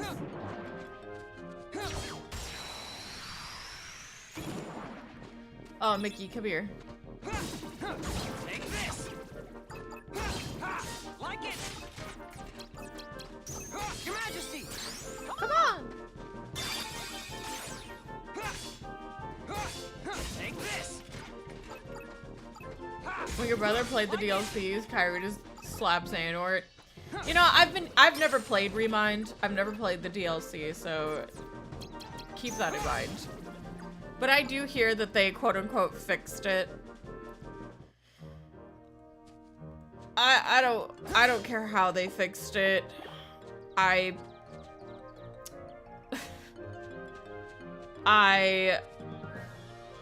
Like, I will forever critique what they did to me when I went through KH3.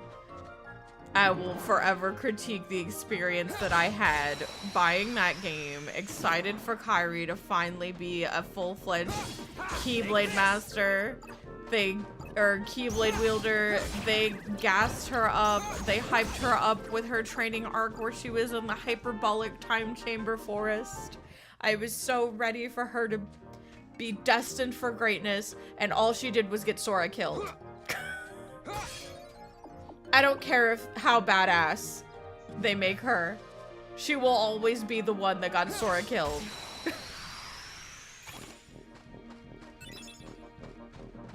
And I'm just mad about it. Your Majesty! Come on! Like, Take this! does the DLC unkill Sora? Like,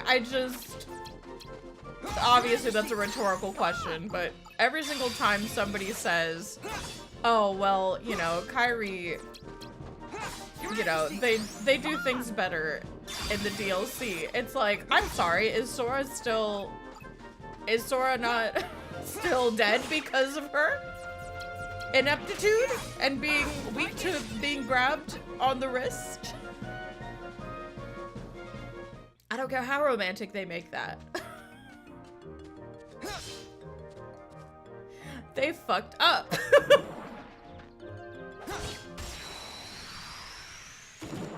Like, and for me, it's not even the Kairi thing, or the Sora being dead thing, right? It's not even that, because, like, if they wanted to, they could have made it to where, like, he was, like, I don't want to use the spit. They could have done the Persona 3 treatment, where he was fucked the second that he was fucked, and then he just slowly faded off. But no, it was because of Kairi. Darkness! And I will never forgive the writers for that. I will never forgive the writers for gassing this bitch up and me being so excited as a Kairi lover, as an enjoyer, as somebody who is drawing fan art of this bitch right before the game, all the way up to the point that the game is about to come out. There's an Instagram, full illustration on my Instagram of Kairi, like, in the Destiny Island waves with her Keyblade. I was ready for her. So I was ready for greatness. And all she did was get Sora killed. And I will forever not be mad about that. And it's not Kairi's fault, it's the writer's fault. But man, I'm never gonna not be mad that they did that. I'm never gonna not be fucking holy hell pissed that she's the reason why Sora died. After they gassed her up like they did. I'm telling you, a lot of this could have been solved if they stopped fucking around and just gave her a gun. Sure, she might have shot herself in the process. That's a chance I'm willing to take. I just have a lot of feelings, and not because I don't like Kairi. I love Kairi. I love her. She's right here. I'm mad at what they did to her. Why? Like, I have feelings because I care. I have feelings because I love Kairi as a character and because I care about her and I want to see her rise to greatness. Wow, Shion had a great moment. Surely Kairi, the one who has been training all this time, surely she will get her moment of greatness. You gotta pay $40 for it. No, it was like 30. I say that like that makes it better. Like, and I feel like I'm trying to temper my expectations a little bit, because when I try to think about it arbitrarily, it's like, let's say that they give her like the most badass scene and like they make the ending like super cute, super romantic, and like it's just like it makes me a believer in Sora and Kairi again. They're not gonna unkill Sora. And I feel like if I don't temper my expectations, I'm going to be really upset. And I don't think anybody wants to see me get really upset. We already did that with Dawn Trail. We don't need to do it again. So I'm doing my best to temper my expectations because so many people are saying that they quote unquote fix it. Take this. And it's like, let's absolutely do it again.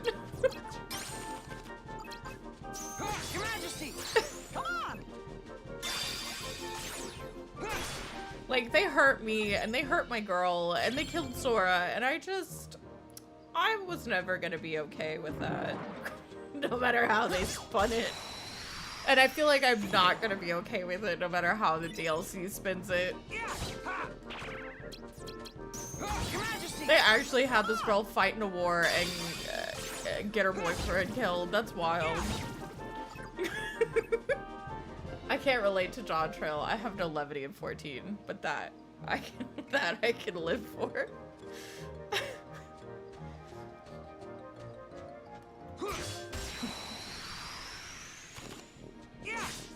Take this!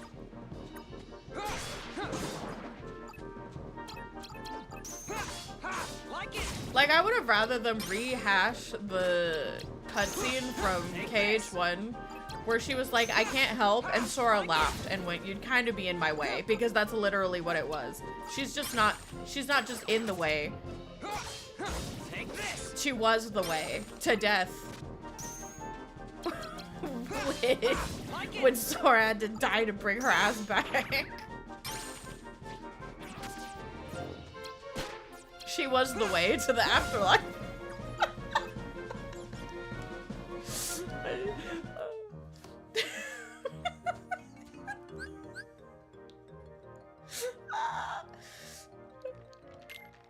I'm not upset. I don't talk about this almost every Kingdom Hearts stream. It didn't hurt me. I say through my tears. Which, I was gonna say, if you think that they fixed it, again, this is not for me to say whether they fixed it for you or not. It might not have even been broken for you. You might have thought, well, that's just how the cookie crumbles when you take a greenhorn and throw them in war. Sometimes there are casualties, and maybe you're not bothered by it, and that's fine too. I don't think that I would want anybody to be as bothered about it as I am. But man, am I bothered. I'm sorry. I'm just really bothered. You're gonna be honest, you were bothered. And you know what? I love that for you. There's more to life than being upset at Kingdom Hearts' writing. There's so much more to live for. Darkness! Your Majesty! Come on! I had zero faith in her to begin with. I had all the faith. I think that the issue for me is that I was waiting for them to let her cook since Kingdom Hearts 2. Like, they gave her a Keyblade in KH2. She was fighting shadows in KH2. Was she doing a good job? She was a little funky, but like, understand that I was a preteen when that game came out. And also somebody who really loved Kairi from Kingdom Hearts 1.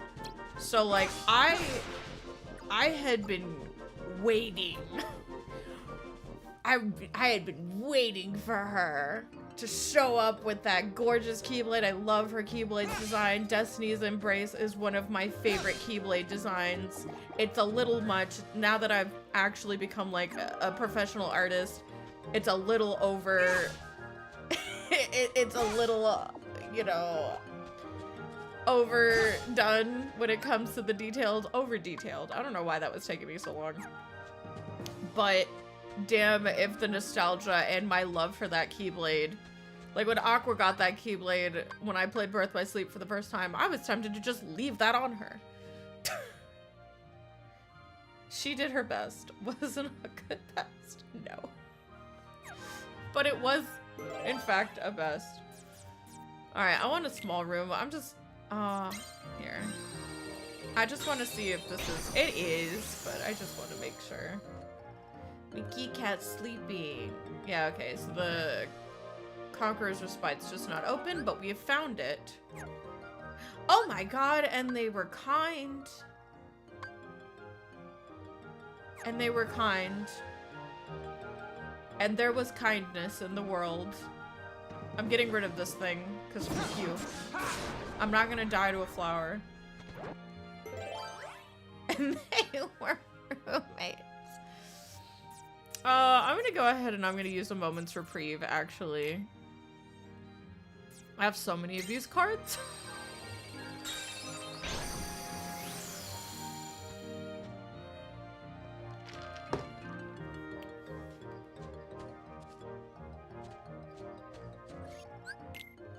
But yeah, like, I always feel bad whenever I talk about these things because I don't want anybody to think that I'm a Kairi hater, because how can you actually hate what is there to hate about her? I can understand being apathetic towards Kairi because she's just not here. She's just not. She's not even part of the equation for a lot of these games. I can't hate someone who is never around. Yeah, I can understand being indifferent to her character. I've never understood people who hate her. Like, what do you hate? What, the fact that Sora has a canon love interest and it messes with your Soriku ship? Like, yeah, sure, I've been there, but I never hated her for it. Alright, let's see. Oh, 30, huh? I'm so tempted. Yeah.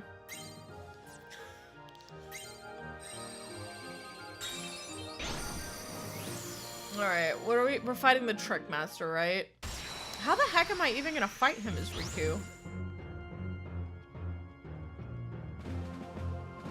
Okay.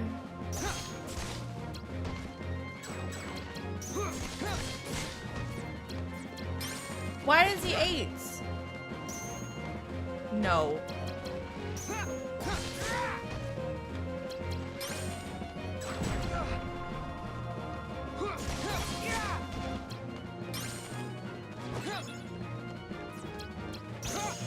Your Majesty! Come on!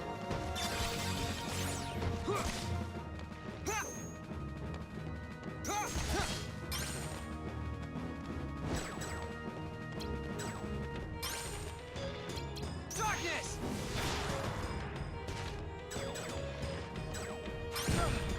What the fuck?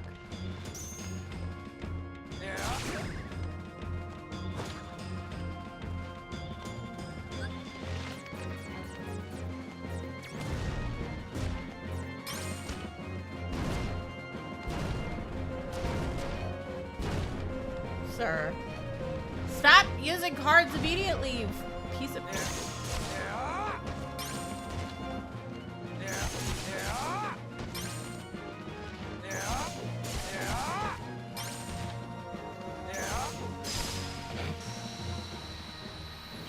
This Wonderland sucks. Y'all saw that. My highest card was a 5.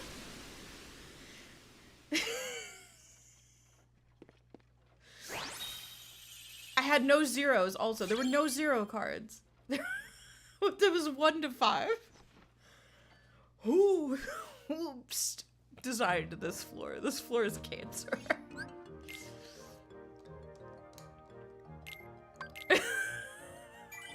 That floor sucked. What the It's like, ah, yes. Give you nothing. 1s through 5s. And then, like, the bosses have, like, 8s. 7s and 8s. What am I supposed to do with this? I had to literally wait for him to use his 7s and his 8s before I could break his cards. Oh, God. It was awful. Get me out of this hellhole. Hopefully the Olympus Coliseum deck is better. The kitty cat, she eep, she's so cute.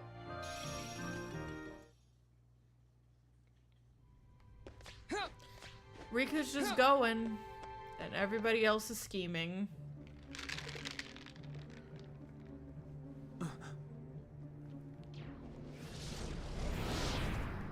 Vexen is no more. Yes, his scent is gone. Axel struck him down, something I find deplorable. Agents of the organization striking each other down. Our problem is Sora. Vexen proved to be no match for him. Yet he's still under Naminé's control. But we cannot eliminate Sora, can we? Correct. For our superior, he is in dire need of the Hero of Light. So, like, can they not eliminate him because it'll affect Roxas? Because if not... Oh, no, I remember. That's why they can't get rid of him. It's literally because of Shion, specifically, if I'm... When light loses sight of its path, we may find use for the dark. This confuses me also, because Riku's not technically... I guess he's a Keyblade wielder at this point, technically. He doesn't believe, but, like, why are they turning to Riku? What we must do is obtain the darkness. Riku. Of course. I think that what they're saying is, all right, we'll make sure that we have Riku, and then once we have Riku under our control, we won't need Sora, because Riku's technically a Keyblade wielder. Maybe, question mark. Just one card left. If I get through this, will I be free of the darkness? No.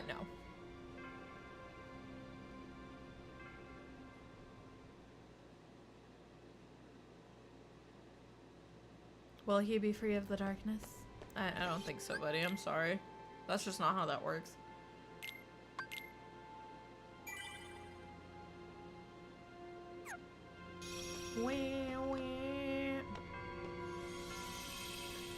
Alright, I want to at least get to the Conqueror's Respite for this room. Because Lexius was a wall, if I'm remembering correctly. The deck they give me to deal with this man just sucks. It just sucks, and he has 0 cards, which mean, like, that combination is never good. That is a combination that does not work in my favor. But so long as the Olympus Coliseum deck doesn't suck, I think it will be okay. Let's see what they do. Oh yeah, no, I can deal with this deck. Ow. Your Majesty! Come on! Yeah! Darkness! Your Majesty! Come on!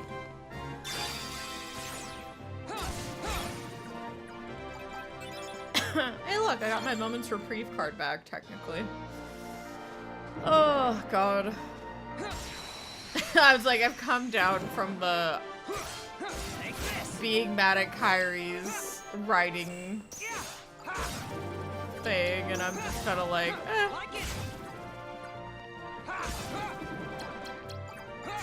I love when Mickey doesn't show up to hang.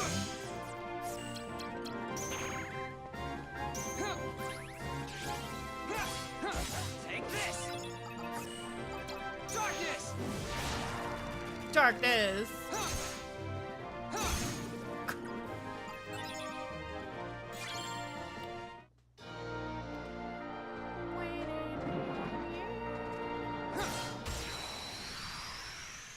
So what do you think is the chance that we'll be getting like a Dark Road movie? Because I'm actually very interested in them doing that.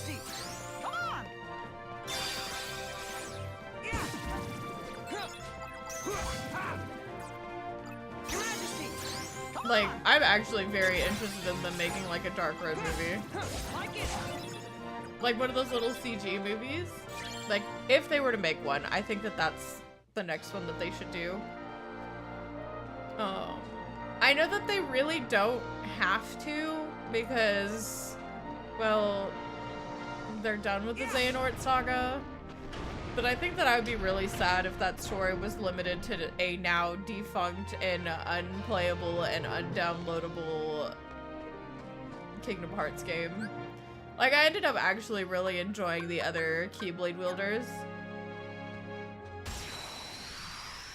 Or just doing the cookie cutter way with screenshots from the game. Yeah. Take this.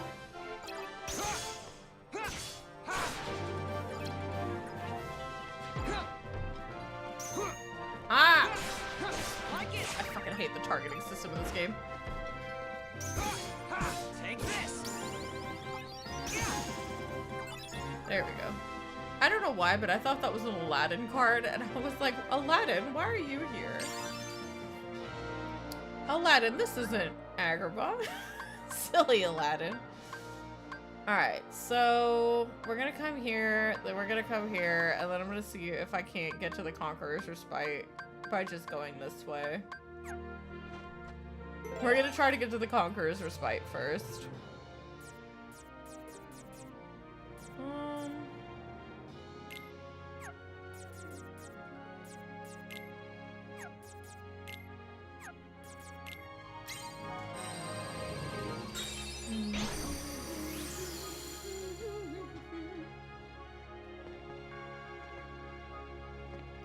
I will fight these guys when I come back.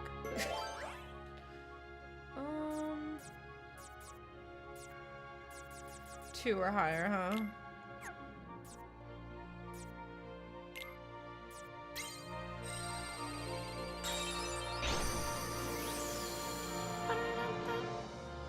I suppose if like we end up with like the fan thing that they were doing, then it won't be too bad. I'm so excited to show that off, by the way. Like, I will be linking the actual thing. Because I think that for Union Cross, there's like a fan compilation that's like fully voiced. Like, they got fans to voice it and stuff. I'm so excited to showcase that.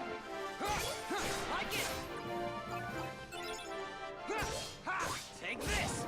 And like, I'm so hyped because I think that it's one of my favorite fan projects. That's just a fan project. Just a genuine, that was shared as a genuine love for the game and for the like story. Your Majesty. Your Majesty.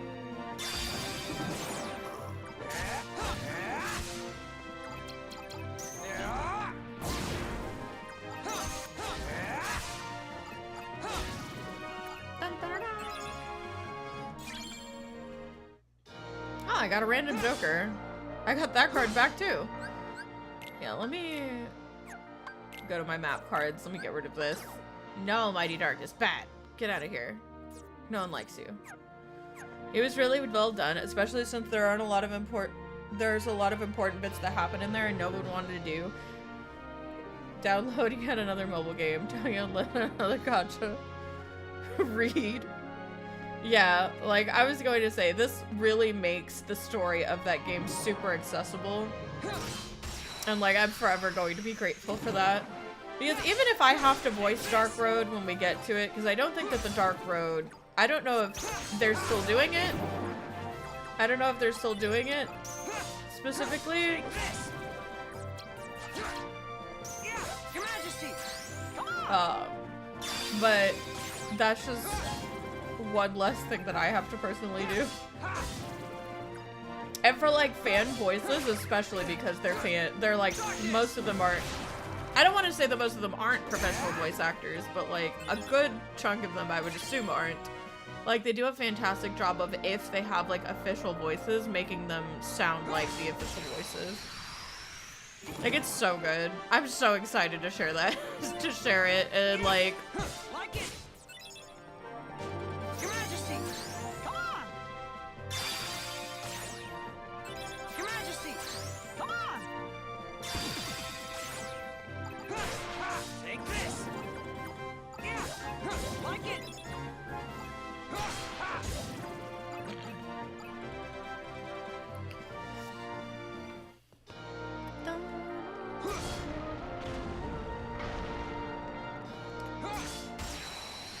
But I would really like to see like a Dark Road one. Just because like, even if Dark Road I don't think is as important to the plot comparatively. Because it's just like a little something to let you know more about Xehanort and Ericus and their time as like students that are around the normal characters' ages. It's like, I do genuinely think there is merit in like having it in a easier to digest format. Like it.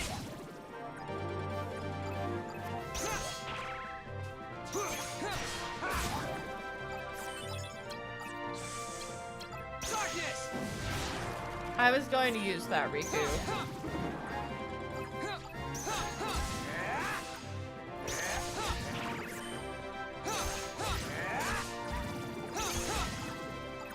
Rapid break.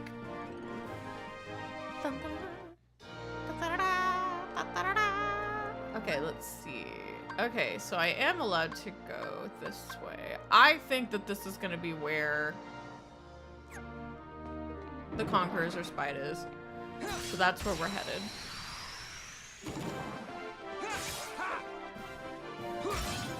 But yeah, I don't know if I talked about it. I did actually. I even like did one of the edits like on stream. Is like there's like an official like talisman like board game of Kingdom Hearts. And I like Dark Road so much that I did like edits to some of like the character profile cards for like playable characters for like the Dark Road characters. That's how much I just genuinely liked the idea of them as characters and like just liking the story and everything. Alright, let's go this way. No, no.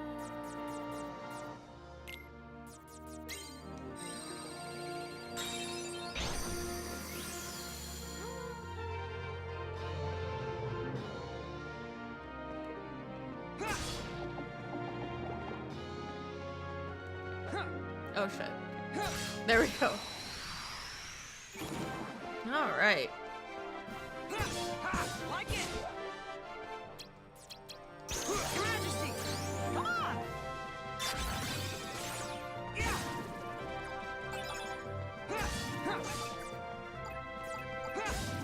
Take this. Hey there, Izuku. Welcome in. I didn't realize I was done, or I wasn't done. I was just vibing. I thought I was done. I was in fact not done.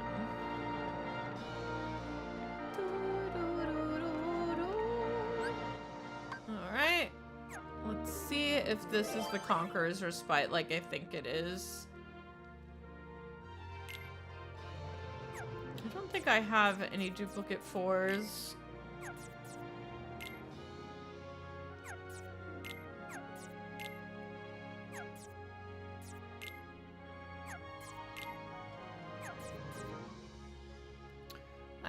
I mean, here.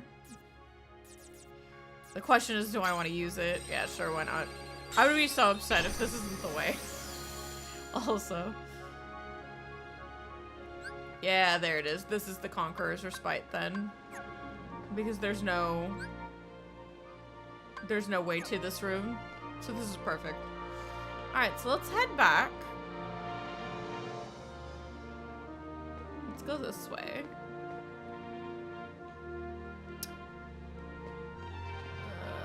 This way. I feel like shit because of allergies. I'm sorry to hear that, Izuku. I've never really had like a super big issue with allergies, but I've always felt bad for people who like just have to deal with those. Masa gets seasonal allergies, and I'm just like, how do you function? Take this. Darkness. Get darkness.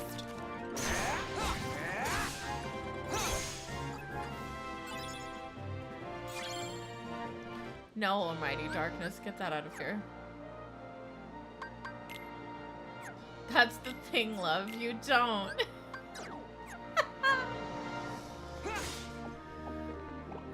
I guess that's true. It's like you don't function so much as you exist, huh? Alright, let's get rid of these. Man, what did the door do to you, Riku? What? What? Take this.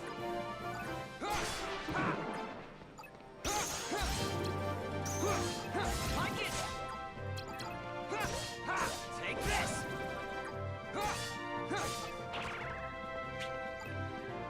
Great.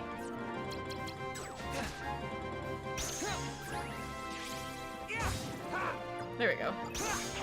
It was not the door to darkness. Darkness. Riku's like, yes it is. With spite. There we go.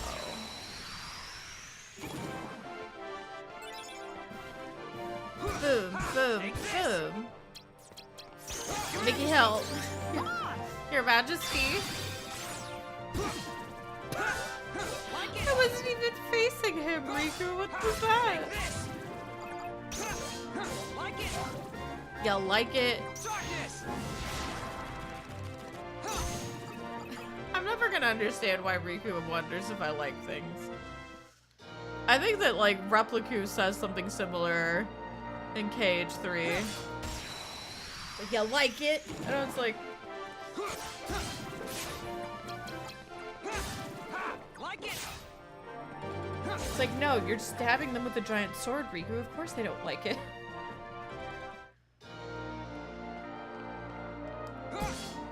It's like, I don't think anyone likes it. I don't like it. No one likes it. Like it.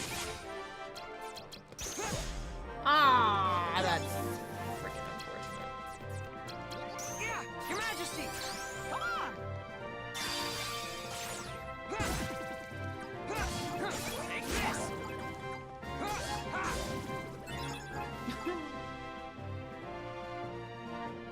There we go. Am I done? No, there's still one more. Uno más. We kill this one, and then we should just be able to... Take this.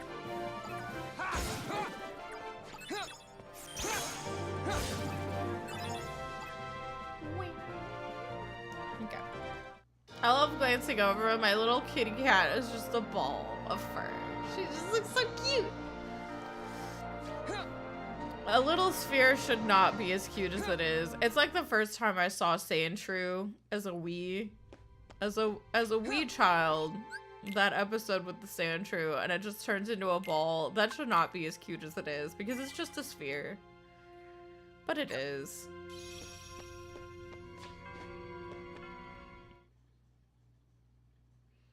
Your roommate's cat gets scared when she sees me cosplay. I was gonna say, that's actually pretty normal. It's like those people that like frickin' like wear the masks around their cats and they get all puffed up. I should be able to just go this way. I hope I'm just able to go this way. It would be very unfortunate if I can't. Do I have any duplicate 2s? Yes, I have 3 2s here.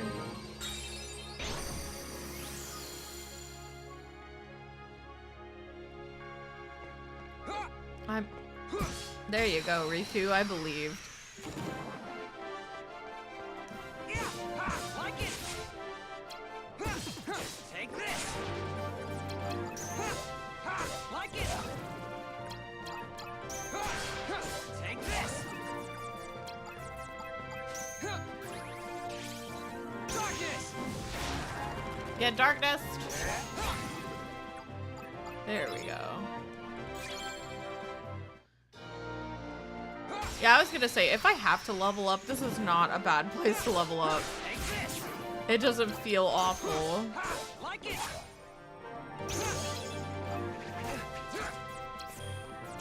Your Majesty. Come on.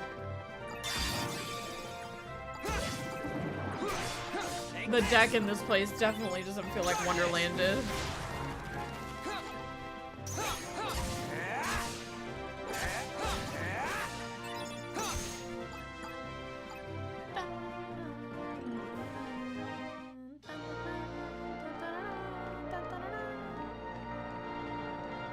Oh, I hate those things. Why would you do that? You know what? I'm gonna ignore it. Because I can just go... Oh, wait, no, I can't. Ah, what dicks? This isn't actually the way. Maybe I have to go south? I'm gonna not be a very happy camper if I go this way and it's not the right way. I'm gonna be just a mite upset. Okay, 3 or higher.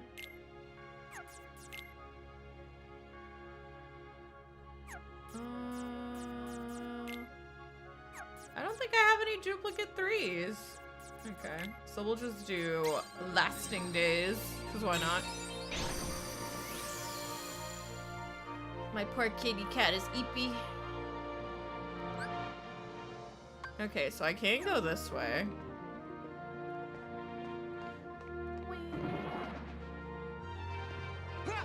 I missed. Like it. Take this. Like it. Mickey, where are you? Bud. Take this.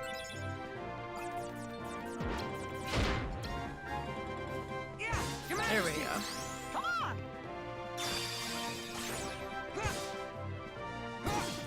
Like it. There we go. I think my main worry with this deck is if they give me an item. If they give me items, like item cards, and like a similar makeup to this deck, we might just keep this deck, actually. I was gonna say, I said that they were unique, like, but they might not even be, like, unique in the way that I think they are. Your Majesty. Come on. Take this. Darkness. Get darkness!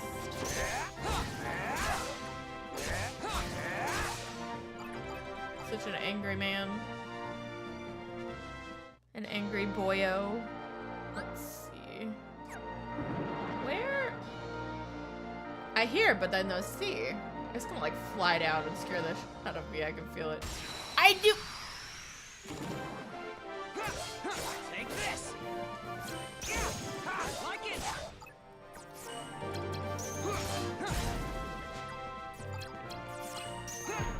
I hate everything. Darkness.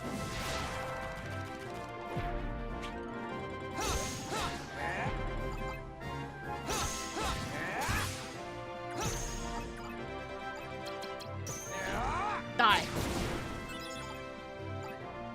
There we go. That thing heard me. It knew. Yeah, we want to go up this way. We're about to have fun and go sing at karaoke tonight. The YouTube chat has let me know. It's like, awesome. I hope you have fun with that. Nobody invites me to karaoke because I'm what people call a tryhard. Take this. Like, if you want me to sing, I'm gonna sing.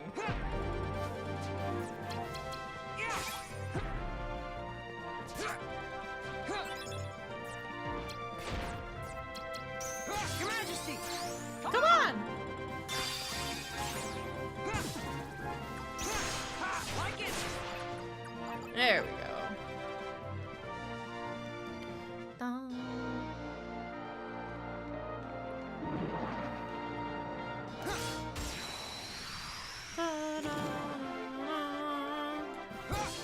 Take this. Like it.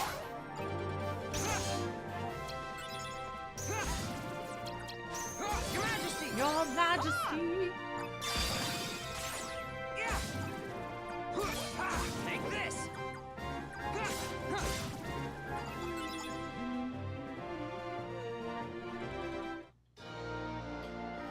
Okay. And now we go this way. We're gonna pray that this is the right way. Wow, really? This, okay. No duplicate 4s.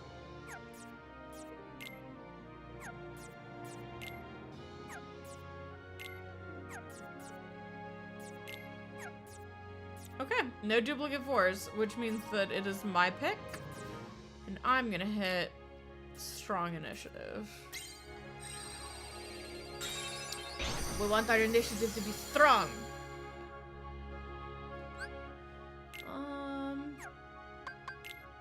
Check my map cards really fast because I don't want this. If I can help it. Yeah, it looks like this might be the way that I need to go. Take this! Your Majesty! Come on! Like it! Take this! Your Majesty! Come on! I like using Mickey just because it allows me to go and pick up my experience, because otherwise that shit is gonna disappear and I'm not gonna get it and I'm just gonna be sad for days.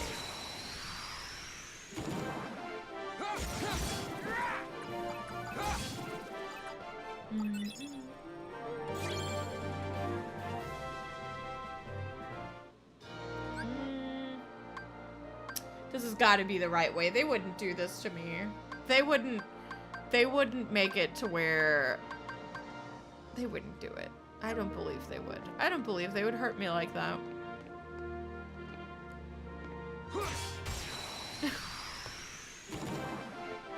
I have no reason to believe. Take this! I will choose to trust.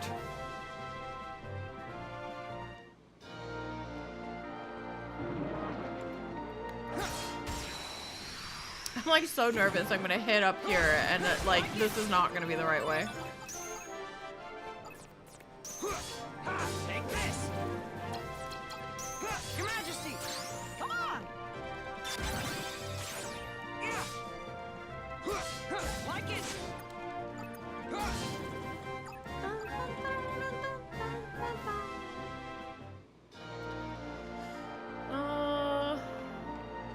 There we go.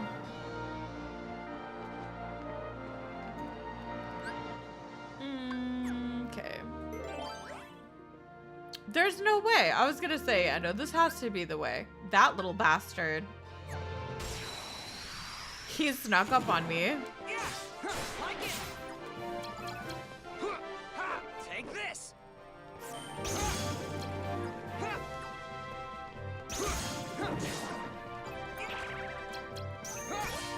Like it! Darkness! I was gonna use that Riku.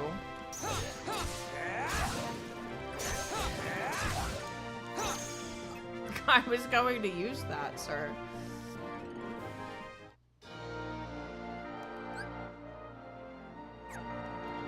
Okay, yeah, no, there's no way.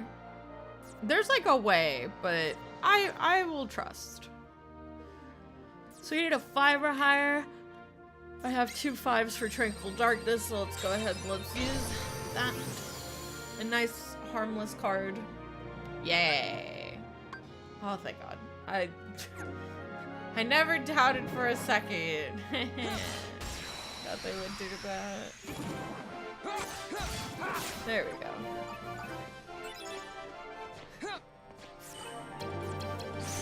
Your Majesty!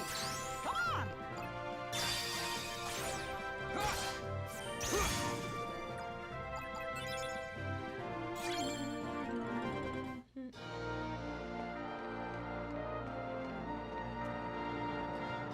Alright, let's see. Oh, well, this is fine. Take this! Like it! Ah, shit.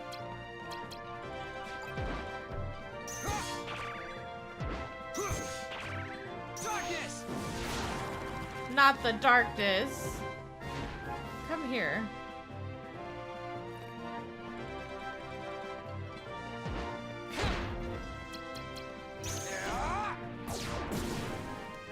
I don't know why I didn't just Dark Firaga him. I was like, what am I doing? Alright. Cheese. Louise, Papa Cheese. Alright, so we're gonna go ahead. I kind of want to put another moment's reprieve here. I only have 1/6, so I'm not. Do I have another sleeping? I have a 7, but I only have 1, so... I guess we're going with the black room. My little mushroom. The black fun guys. They're fun guys. Nice and harmless. I just have to be careful not to run into them. A 5 or lower, huh? I think we'll be fine. I was gonna say, what is this, Hades? Hades could be annoying, but we'll see. Hi, Hades.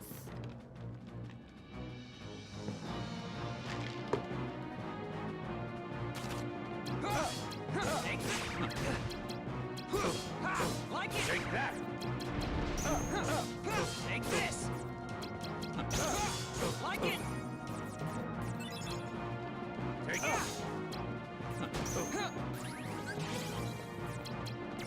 Your Majesty, come on. Yeah! Yeah. Darkness. Take that! Take that! No. Take that! Your Majesty, come on. Yeah! This isn't happening! Was Rigger ever in the Olympus? The only thing I can think of is that, like, he knew these villains. And because he knew those villains, the connection that he has to those villains is allowing the worlds to manifest. That is literally the only way I could explain this. And even then, I think that it's a pretty weak... I think that that's a pretty weak explanation of what's happening. Like, he does talk to Hades. With that, not smart, me Vizier could have had him if somebody had, like, stuck around to lend him a helping hand, and he's like, I got the princess, didn't I? Like, he's seen these villains. He's talked to them. He's spoken to them anyway.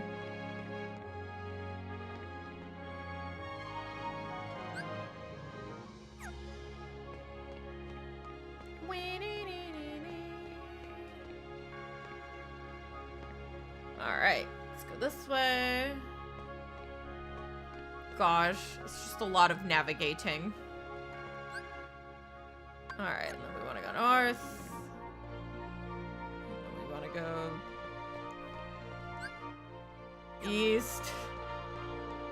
Oh no, I have to go this way first. Send help.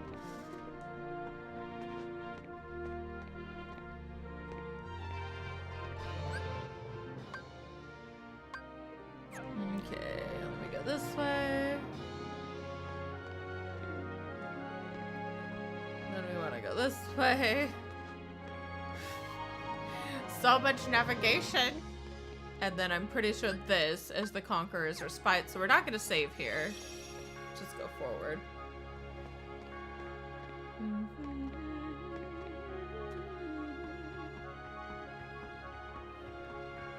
Oh, my eyeball. I'm pretty sure I have to fight Lexius in a minute. I have to fight Lexius now, actually. So, like, if we lose to Lexius, we're going to be doing the same thing. We'll clear out a room, get a level up, try again. Lexius is infamously a wall for me, though. Just like Vexen was. Frickin' assholes. That scent.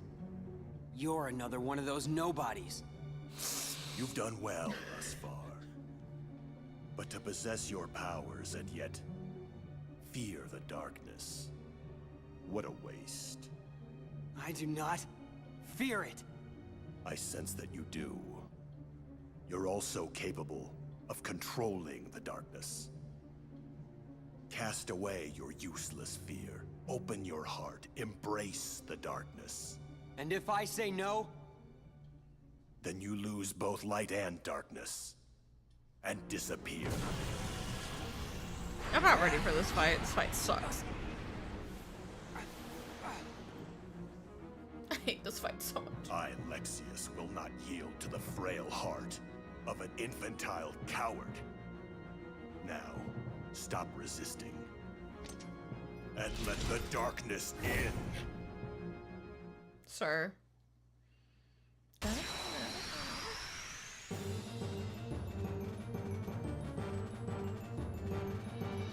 Da, da, da, da, da, da, da.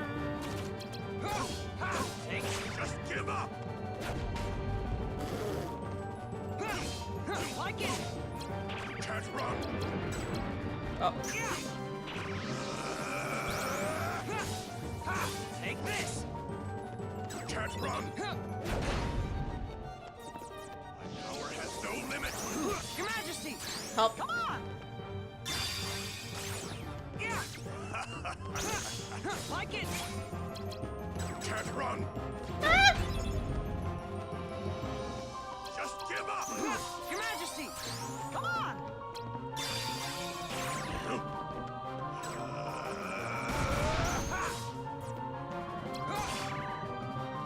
I'll break you! Darkness, give me power! Can't run! Nothing! I'll crush you!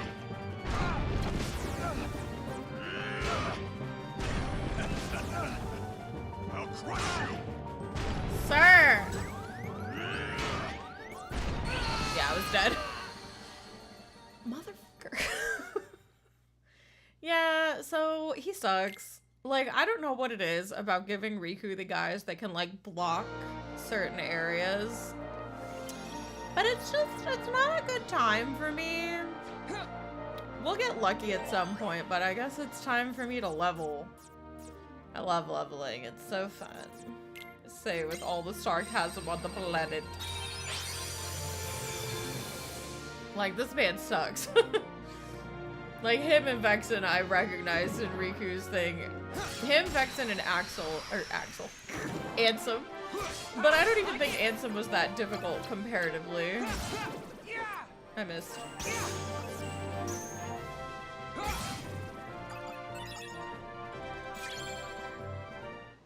I was gonna say, I think I need HP and attack until I beat this motherfucker. Take this! Your Majesty! Your Majesty. Like it! Your Majesty! Come on! Take this! I might want to save my Mickey cards for that fight. I'm so used to just littering them into the thing. But I might save my Mickey cards for, like, after he does garbage. We'll see. We'll see how I feel. I fell. I didn't mean to fall. Send help. I wonder who everyone's, like, biggest wall in these games were. Like, which character, or which boss was, like, you spent the most time on? I'm thinking for me it's gotta be maybe Lexius. I'm pretty sure Lexius is, like, the biggest wall I had in this game. Like, nowadays. I was gonna say, as a kid it was Vexen. Just any form of Vexen was awful.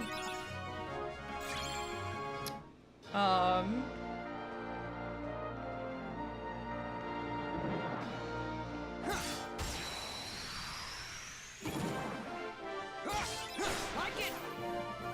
You don't like it? Your Majesty! Come on!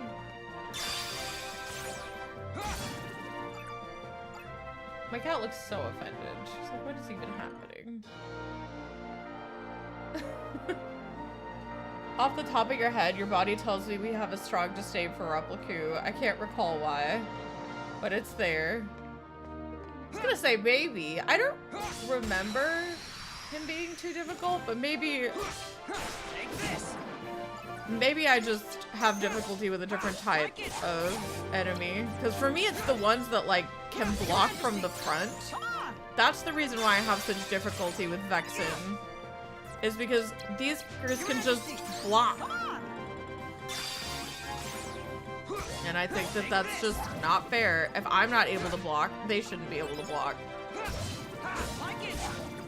Oh my gosh, Masa came home.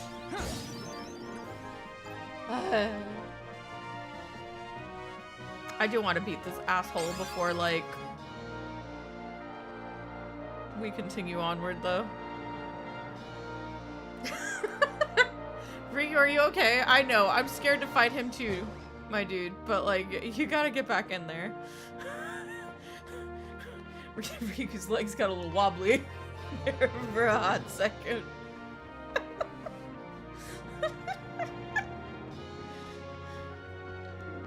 Yes, that is home safe.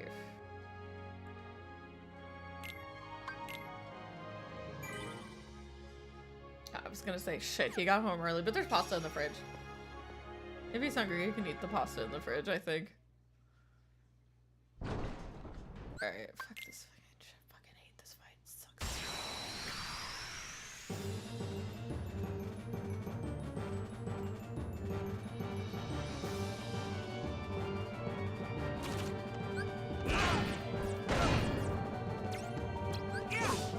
Take this. Like it. Take this. Return to the earth! Like it. Take this.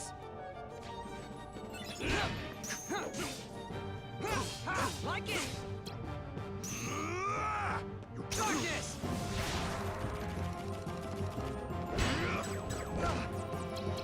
Your Majesty, come on.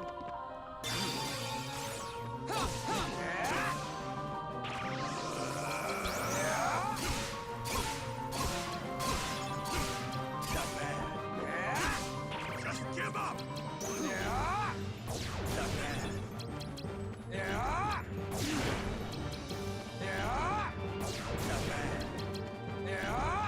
Misjudged you. Eat my ass! I was like, oh no, I got him. I got him. I knew it. I knew I got him. I knew I got him.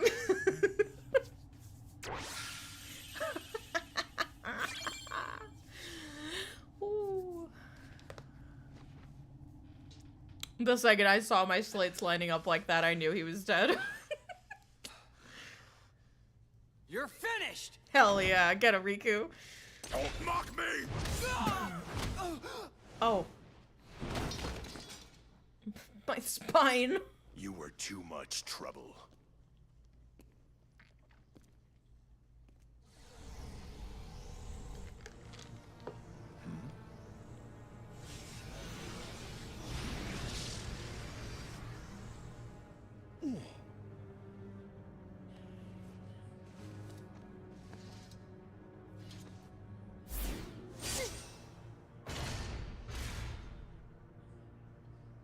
Too slow. You are the superiors. I'm not. Forgive me, Zexion. This was a fight I should not have started.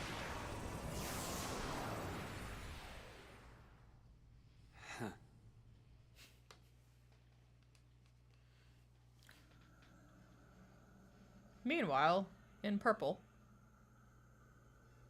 I see you now. Clearly.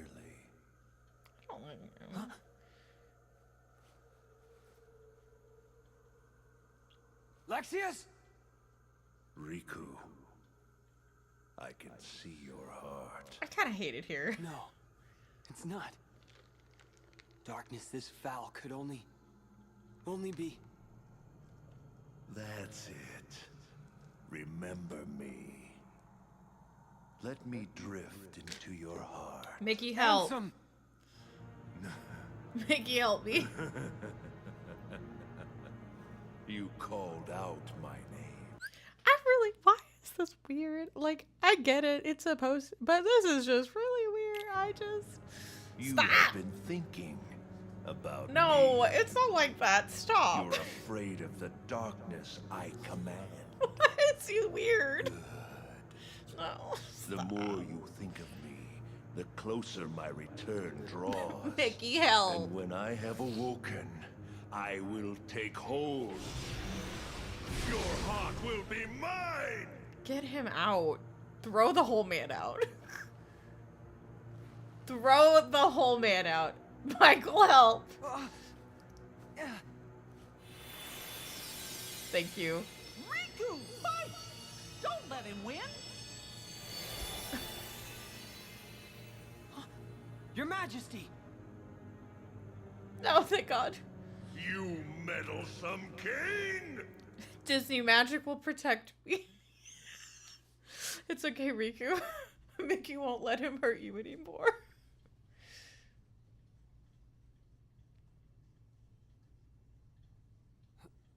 Well, that was awful. I hated all of that. The king. He protected me. Your Majesty? Where are you? Please answer!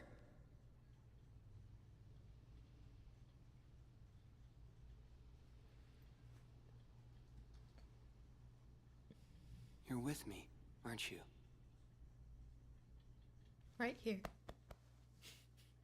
Either that or it's heartburn. Like, indigestion can probably feel that way too. I don't know, Riku. I feel like you're a little young for that though. Too young, too fit for like acid reflux or anything like that. Riku says are your lungs. Whee! I do flips. Oh no, now it's like Alexius is gone as well. he's like I'm all alone down here. Vexen, Larxene, Lexius. I wonder who will be next in line. I thought perhaps it might be you. Me? No way. I already took my pounding from Sora. He thinks I'm done for good. Nope. I think it'll be Marluxia next. For defying the organization and targeting Sora. I hope he moves exactly as his heart commands him to. So, what about you?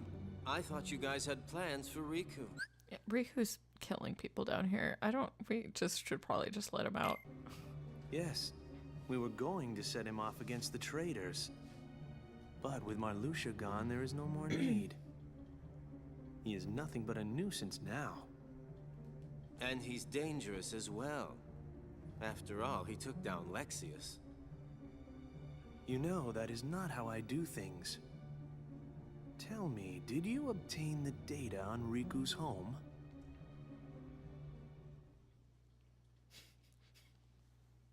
I appreciate Zexion because he's actually kind of smart.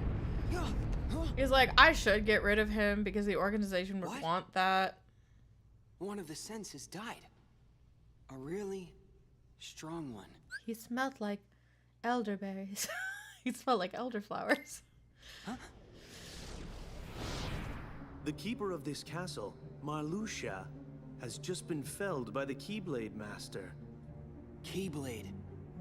You mean Sora? Sora is here? Sir, we're about to finish your campaign. Yes. Want to see him? But can you face him? What's that mean? The world of darkness and Ansem Shadow still nest within your heart. Do you plan to face Sora like that? Are you not ashamed? Sora's fate is to battle the darkness. He must oppose anyone who hosts the dark. In other words, it's you.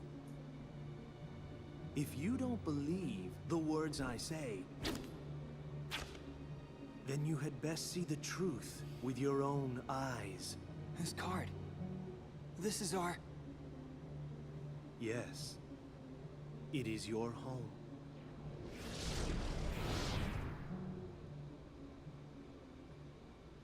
This answer report's about to be a Reddit post.